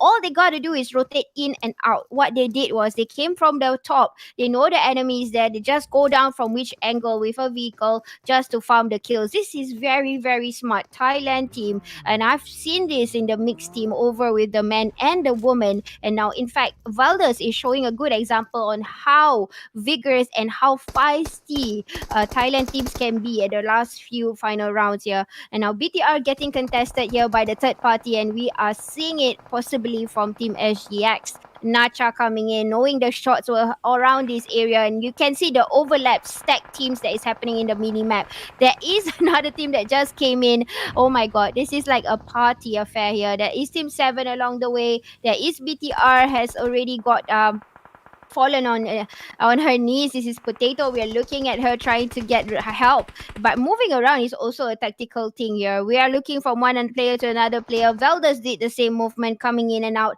up and down from the hillside, going to get the kills. And unfortunately for that particular player, Wine got spotted by a few teams, and that plan did not work. But you know what, help is along the way, and they will try to help as they can, because that seems to be that player has already got knocked here, and now they Summer is just trying to eliminate any dangerous possibly contest along the way. They might not have any more vehicles this time. BTR has already disturbed that person's vehicle Dreams have already eliminated Jobs. Summer eliminate the team 7 player. Now BTR is in trouble. Dust is being seen in the screen, getting a little bit of the damage. They're being the snake still, but Summer getting the same amount of damage. Still trying to revive Wine. This is really a big mistake. Veldus was doing quite well by coming in and out of the mountains, but because of there was so much engagement earlier, and that happened unfortunately for Velders. Now they got to do a contingency plan. This is where I get to see the different plans here for the teams that is currently doing it. No more Tesla, probably it was damaged already. Benjamin trying to stop BTR from rotating in, but they got away. They don't want to fight anymore. That is probably the two teams that is two players that has separated going towards the containers, and now Velders will want to end the rest of BTR. They are circling the enemy. You can see what's happening there in the circle in the mini map. They're coming closer, but again, another player get wiped out. I mean, knocked out, and this is the same player. Wine. Oh, the entire Velders need to think of what to do next. Either they want to go into the circle, or they still want to pick a fight with the rest of the BTR teams. So BTR, rightfully so, they have split their teams into two, and both Dust as well as Potato right outside of the safe zone, and we do see Potato dying outside of the safe zone as well as Dust. So BTR, again, they are living on borrowed time here. Only 2 members still available. 50% of their firepower gone with that fight with Velders. Velders also coming out not unscathed, as I think they managed to came out of that fight with just 3 members. So Velders definitely with a better trade-off coming in to this next zone. I think no, they 2 players died as well. Wine and another player on the side of Valdez Frosty died as well. So it's a fair trade on both sides. And remember, both sides, they are fighting for that top 4 spot. So they have to put that into consideration if they want to continue engaging in any other fights. So we're now looking at Grim Phoenix, who are in 5th position, looking for that first kill.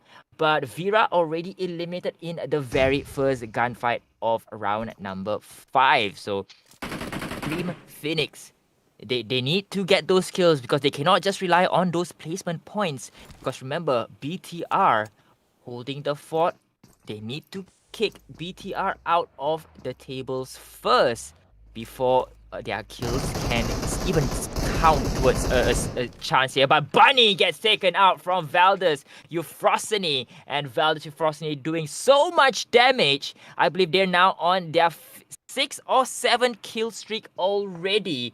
But PE Freya down by 50%. And can Valdez Euphrosyne go for the full squad wipe to increase their chances in the top 4 slot? It's going to be a very, very hairy situation here for both teams, and Valdez, they cannot be too complacent, because if they are, they might get taken out by PE Freya, and it seems like Nad does not want to engage on to that fight, so she will try to watch her 6, because she's all alone in this warehouse at this point of time.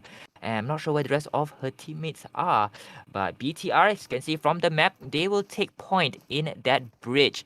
Baby La still trying to gatekeep that bridge, but lo and behold, Zap, the sole survivor from the earlier gunfight for Zap Lycans, will be making her way into the coastline by just swimming, and I'm not sure. Oh, but Kyra from BTR has been eliminated here, SisJenny. Baby La remaining. Velders taking out 2 members and eliminating PE Freya. PE Freya sent back into the lobby. Velders on a roll. Double-digit kills. 11 kills already for Valdez Euphrosyne, and they only have 2 players in here. Alright, so Observer was actually showing and sharing us a map. I did see something very unique over Alter Ego Dion. They were parked 4 in the mountain top. Actually, they were actually nicely at 4 of them were on a different slot. They were all in a straight line. That was really tactical, guys. Really good. Probably that's the reason why Alter Ego Dion has been winning fights. They have marked their enemy, like saying that, okay, there's teams here, there's teams here, there's teams here. Let's take one at a time, or we can take the one that might be the potential circle circle team. That means that team is probably our focal point. We got to get in here. We got to eliminate this team. Probably that's a strategy. And maybe that's why they have been very, very consistently there. And there you go. They have marked that area. They are going to try to take down Velders. Velders is on a rampage, actually, if you can see, as compared to the previous round. Like I said, a few teams will change the way they play. This is one of them that actually changed it. Now, Alter Ego have to defeat Velders, and Velders will have to stop their kill points. They have 11 right now, but if it is doable for Alter Ego to give them a stop, then it will be quite sad for Velders, because they can actually take over number 4, number 3. It's still open to take over. If they easily can clutch 25 points, I think there will be a change in the point system. I'm not sure if BTR only left with one more member, which is probably able to clutch a few teams. They still need to survive passively out of these 11 teams that is still alive in the 5th circle. This is quite squeezy already. They can hear a lot of footsteps going on. A lot of sprays is happening here. SG Uchi already having giving some problems towards Infinite now. This is very smart of Velders and Alter Ego Dion. They are keeping quiet. They're not contesting. They are just doing a TPP. They want to get into the top 3. That's why these two teams are not pushing. They probably think that I want this space. If you don't do any mistake, I will not hunt you down. Let's go and farm kills from other teams. That's what these two teams are doing. That's the reason why, if you can see the mini map, they are hardly looking at each other. You can see the arrows. They are rotating to other areas. They can't be bothered to throw any throwables among towards each other, just waiting for the mistake to happen. They are saving that for a later use, because right now there's 11 teams, 27 players still alive. They do their math. They know there is more than one team that is still alive. They might not get into the top 5 even. It's only safe to come out and really fight when the numbers is lesser, or around 15 or lesser, at least lesser than 20. Then you will be quite safe in the placement points. Now, placement points is still on the single digit, and you know what? Certain teams that is very close to the top 4, that is not enough. You still need at least about 10 points in order for you to take over number 4 and number 3 slot. But right now, we can see a lot of teams are not contesting. Probably they know each other is around the area. They heard, but they did not do. And thank God, God bless the teams that is right now over on the north side, because they don't even have to move. And BTR might just retain the number 4 slot, having a very safe space here for Baby La. At any point of time, if there were shots were to come in, and right now, I think teams have no idea there is a player here. Probably the team or the player that might know Baby La is underneath is Kiao, but not wanting to risk to go down in the waters, because you can see the elevation of the rocks there was not easy. The moment you go down, you can't get back up. Probably that's why Baby La was like moving around just now, trying to look for an area to come in case she needs to farm kills. We can see here Alter Ego Dion has put a stop to Velders, and no more kills for Velders. They have been eliminated at number 11. That means only 11. Oh wow, different car. Different car right now. They are changing their skin, showing off what they get. They got more than one Tesla, guys. I'm not sure how many thousand they have already spent. But Alter Ego Dion right now having a problem. 2 of them already down. Other teams are trying to contest here, and they're still trying to get into the save area. Probably trying to get into number 1 slot, because it is still a fight between SNM and Alter Ego Dion to get the winning prize pool, which is not prize pool, but the grand prize money, which is like number 1. Number 7 is giving them a difficult time to move in, which is Oxy Blood Rain, having their eyes locked on towards the enemies right now. Exactly know the location of the players, trying to spray them away, but it's not doable, guys. It's not doable. Probably 1 or 2 players will be sacrificed, but not the entire team, because one of them has already flanked out a bit further away. Letta here is trying to play the wild card, just trying to get the kills as much as possible, because the only player left, super low health. Someone had eyes on Aleta, and this might be not doable for Oxy Blood Rain to even get into the top 4. Still have much a way to go. 7 teams remaining, 18 players still alive in what could be the final few zones here. SisJenny, 6th zone closing on in, and we do see team number 13. Team 13, Somnium Calvary in top 4. Baby La right below her. And I don't think they know where Baby La is. You're right. With the cliff line at that angle, I don't think you'll be able to see anyone right below you. So Baby La, for the meantime, quite safe. But of course, Grims, they are sitting in fourth position with four members. No, they came in with four, but they only have three members here. And Somnium Cavalry, they want to play spoilers in this game here, but they will take out Alter Ego. Alter Ego has been eliminated here, and that's gonna be a bit worrying for them because they are in the top four as well. Could we see a new top four? Could we see a shuffle, a change of guards here in this FSL PUBG Mobile Open 2 today? And the rest of the teams from team number 5 from Grims just making their way right across into the next building, and Malia not able to take anyone out. Just propping up that grenade for a low toss. Can she get any damage here from this rooftop here? It's going to be a bit hard to chuck in that grenade into this house as we are moving in to the 7th circle.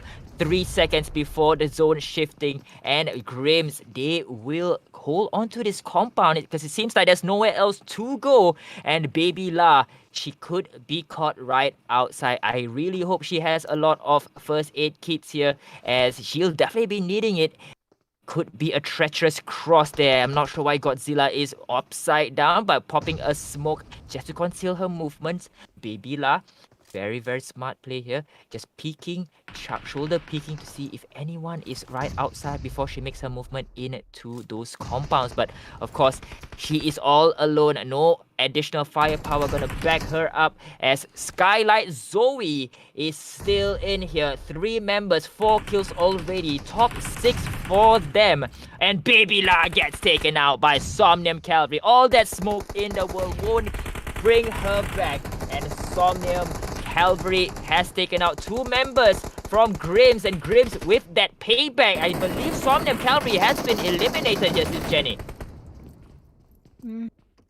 There you go. Grims very sneaky, sneaking up. Only 2 players left. Yes, no more Sonia, but they managed to clutch into the top 5 position and they get kills along the way. So that might still be a grave difference. They might still be the number 1 because the previous point system was they had a 10 different 10 different points as compared to number 2 and number 3. So this time they managed to get points. They managed to get placement points. I think they are still going to be the one that is on top, unless we can spot a team that get 20 points. So far, the most kills I've seen was from Velders this round. They had 11 or 12 kills.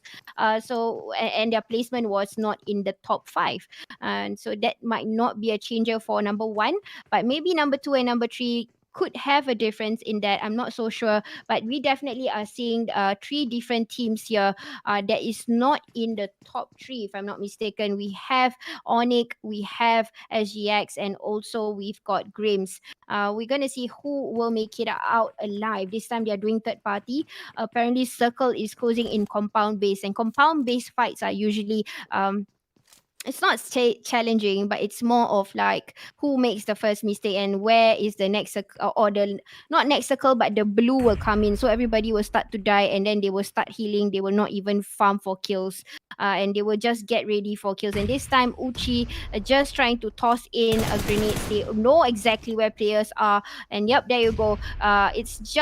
It's only by throwables. They will not push. It's unnecessary because you still can win the winner chicken dinner depending on how many first aid or healing stuff you have. And at this point of time, the only thing that you are depending on is actually first aid, because with medkit, with the amount of time that will come in later, the blue zone will not give you the time to heal with a medkit. Medkit needs a while, so this time you need your first aid. And still trying luck for Uchi, trying the luck to get the kills here. Very bold move, coming in towards the compound, knowing that the blue zone is coming. Uchi is still trying to snatch kills, guys, by the way. That is what exactly Uchi is doing from the back. unfortunately getting spotted from the back here. Now we are going to see a healing game coming on. Blues is gonna come in, guys. 9 circle already, left with 1 second in, and they're still gonna find kills. But I'm telling you, it's not going to happen unless all of them come in, especially Onyx here, looking at them feistily, looking for kills still. I'm sure this kind of gameplay is hardly seen. Usually, they will just do the healing. And this time, you can see Onyx still trying to get the kills, still angry with it. Grimm's having 7 kills. Knowing exactly the player is coming out from that side. Grenade is tossed in, getting one more kill before they get the last few battles, but the shot came in. So winner chicken dinner went to Onyx with only 7 kills. Of course, Grimm's coming in second place with 7 kills as well, so tied in terms of kill points. Skylight Zoe, a surprise here. They are in third with 5 kills. Zap Lycans also coming in from the dead. Fourth position. Fifth is Somnium Cavalry. BTR in sixth. Alter Ego in seventh with, I think that could be 4 kills. Yep. And Oxy Blood Rain in eighth. Infinity Ladies in ninth. Purge X Queens in 10th. Valdez Euphrosyne in 11th. FGID Armor in 12th. PE Freya in 13th. Global Risk 40s in 14th. Roar Vergata in 15th. And last but not least, the Singaporean ladies, Shalalu Senora in dead last. I hope you guys enjoyed the last match with us. Definitely, we did see a lot of tormenting effect. We did see teams that were suddenly going for kills. We also did see passive gaming, and you don't. There are teams who don't even care about blue zone. They really want kills, kills, kills. If only this happened in the earlier matches, then maybe we might see a different change in the scoreboard. But unfortunately, we only started to see this in Sanhok and also in Erangel. That is usually the mindset of players. You see, they will only start to realize that I did not make it into the top 5.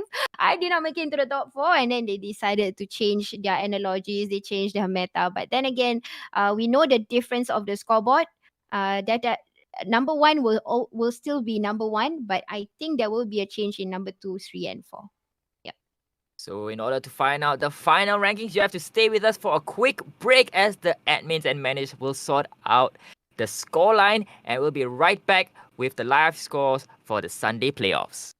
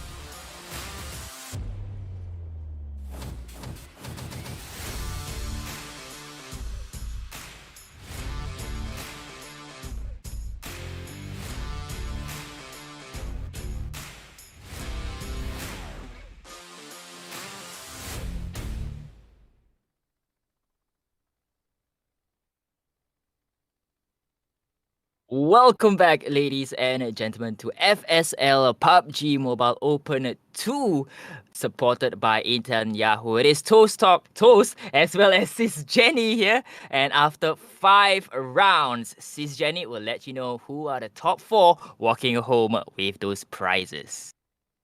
Yeah, so we were surprised ourselves because number one spot was snatched at the very last minute in the Erangel. No wonder Onyx Glory was looking for kills because they had a draw, but because they had more kills and they got themselves the number one spot over in FSL. Where it's not similar point ranking or similar format as PMPL, so we are looking just for most kills. So apparently Onyx Glory with most kills by two more kills. They got 32 and then Sonium got 30 kills. So they got the first prize. Congratulations to Oni Glory. And followed by Sonium Calvary with a draw also. Alter Ego Dion 59, Beltron Ace 58. So the points wasn't different. And number 4, the top 4 just had shifts here and there. There's no changes in the top 4. But congratulations to the rest of the team who made it to the top 10 board here. Grim Phoenix with 57, who did quite an effort there at the last few seconds of the round. They really tried to stay strong in order to get the kills, trying to take over, because you can see the point difference is only 2. If they were to get 59, they probably gonna get number 4. Velders Euphorcini getting 41, Skylight Zoe 35, Perch X Queens 29, FGRD Armor 27, and the Infinity Ladies with 26. But still, all of them are winners today. They managed to play into the final battle. And really wonderful job, ladies. It's definitely a tough battle. All these ladies are all competitive, and Only Glory coming back up to steal the spot at number 1. And what a steal it was. Everyone backstage was also quite surprised at the finish of the tables, right? So congratulations to the top 4 teams. They'll walk home with their individual prizes. And SisJenny, that's it for Open 2. So thank you yet again to Intel, Yahoo, and of course FSL and everyone backstage to help us bring you guys an awesome event. And of course, not to forget each and every one of the teams who participated in Open 2. Hopefully there's going to be an Open 3, I don't know, but hopefully if there is, we hope to see you guys there as well. So thank you also to the developers 10 Cent as well for such an awesome game, and for us to even see like those Teslas, those McLarens, even the Cybertrucks, right, in today's event. So you can find me at Toast Talk in my Facebook page, and you can find SisJenny at SisJenny in her Facebook page, and hopefully we can see you guys very soon. So this is me signing out on behalf of both of us, and I will catch you again in probably the next one. Take care. Goodbye.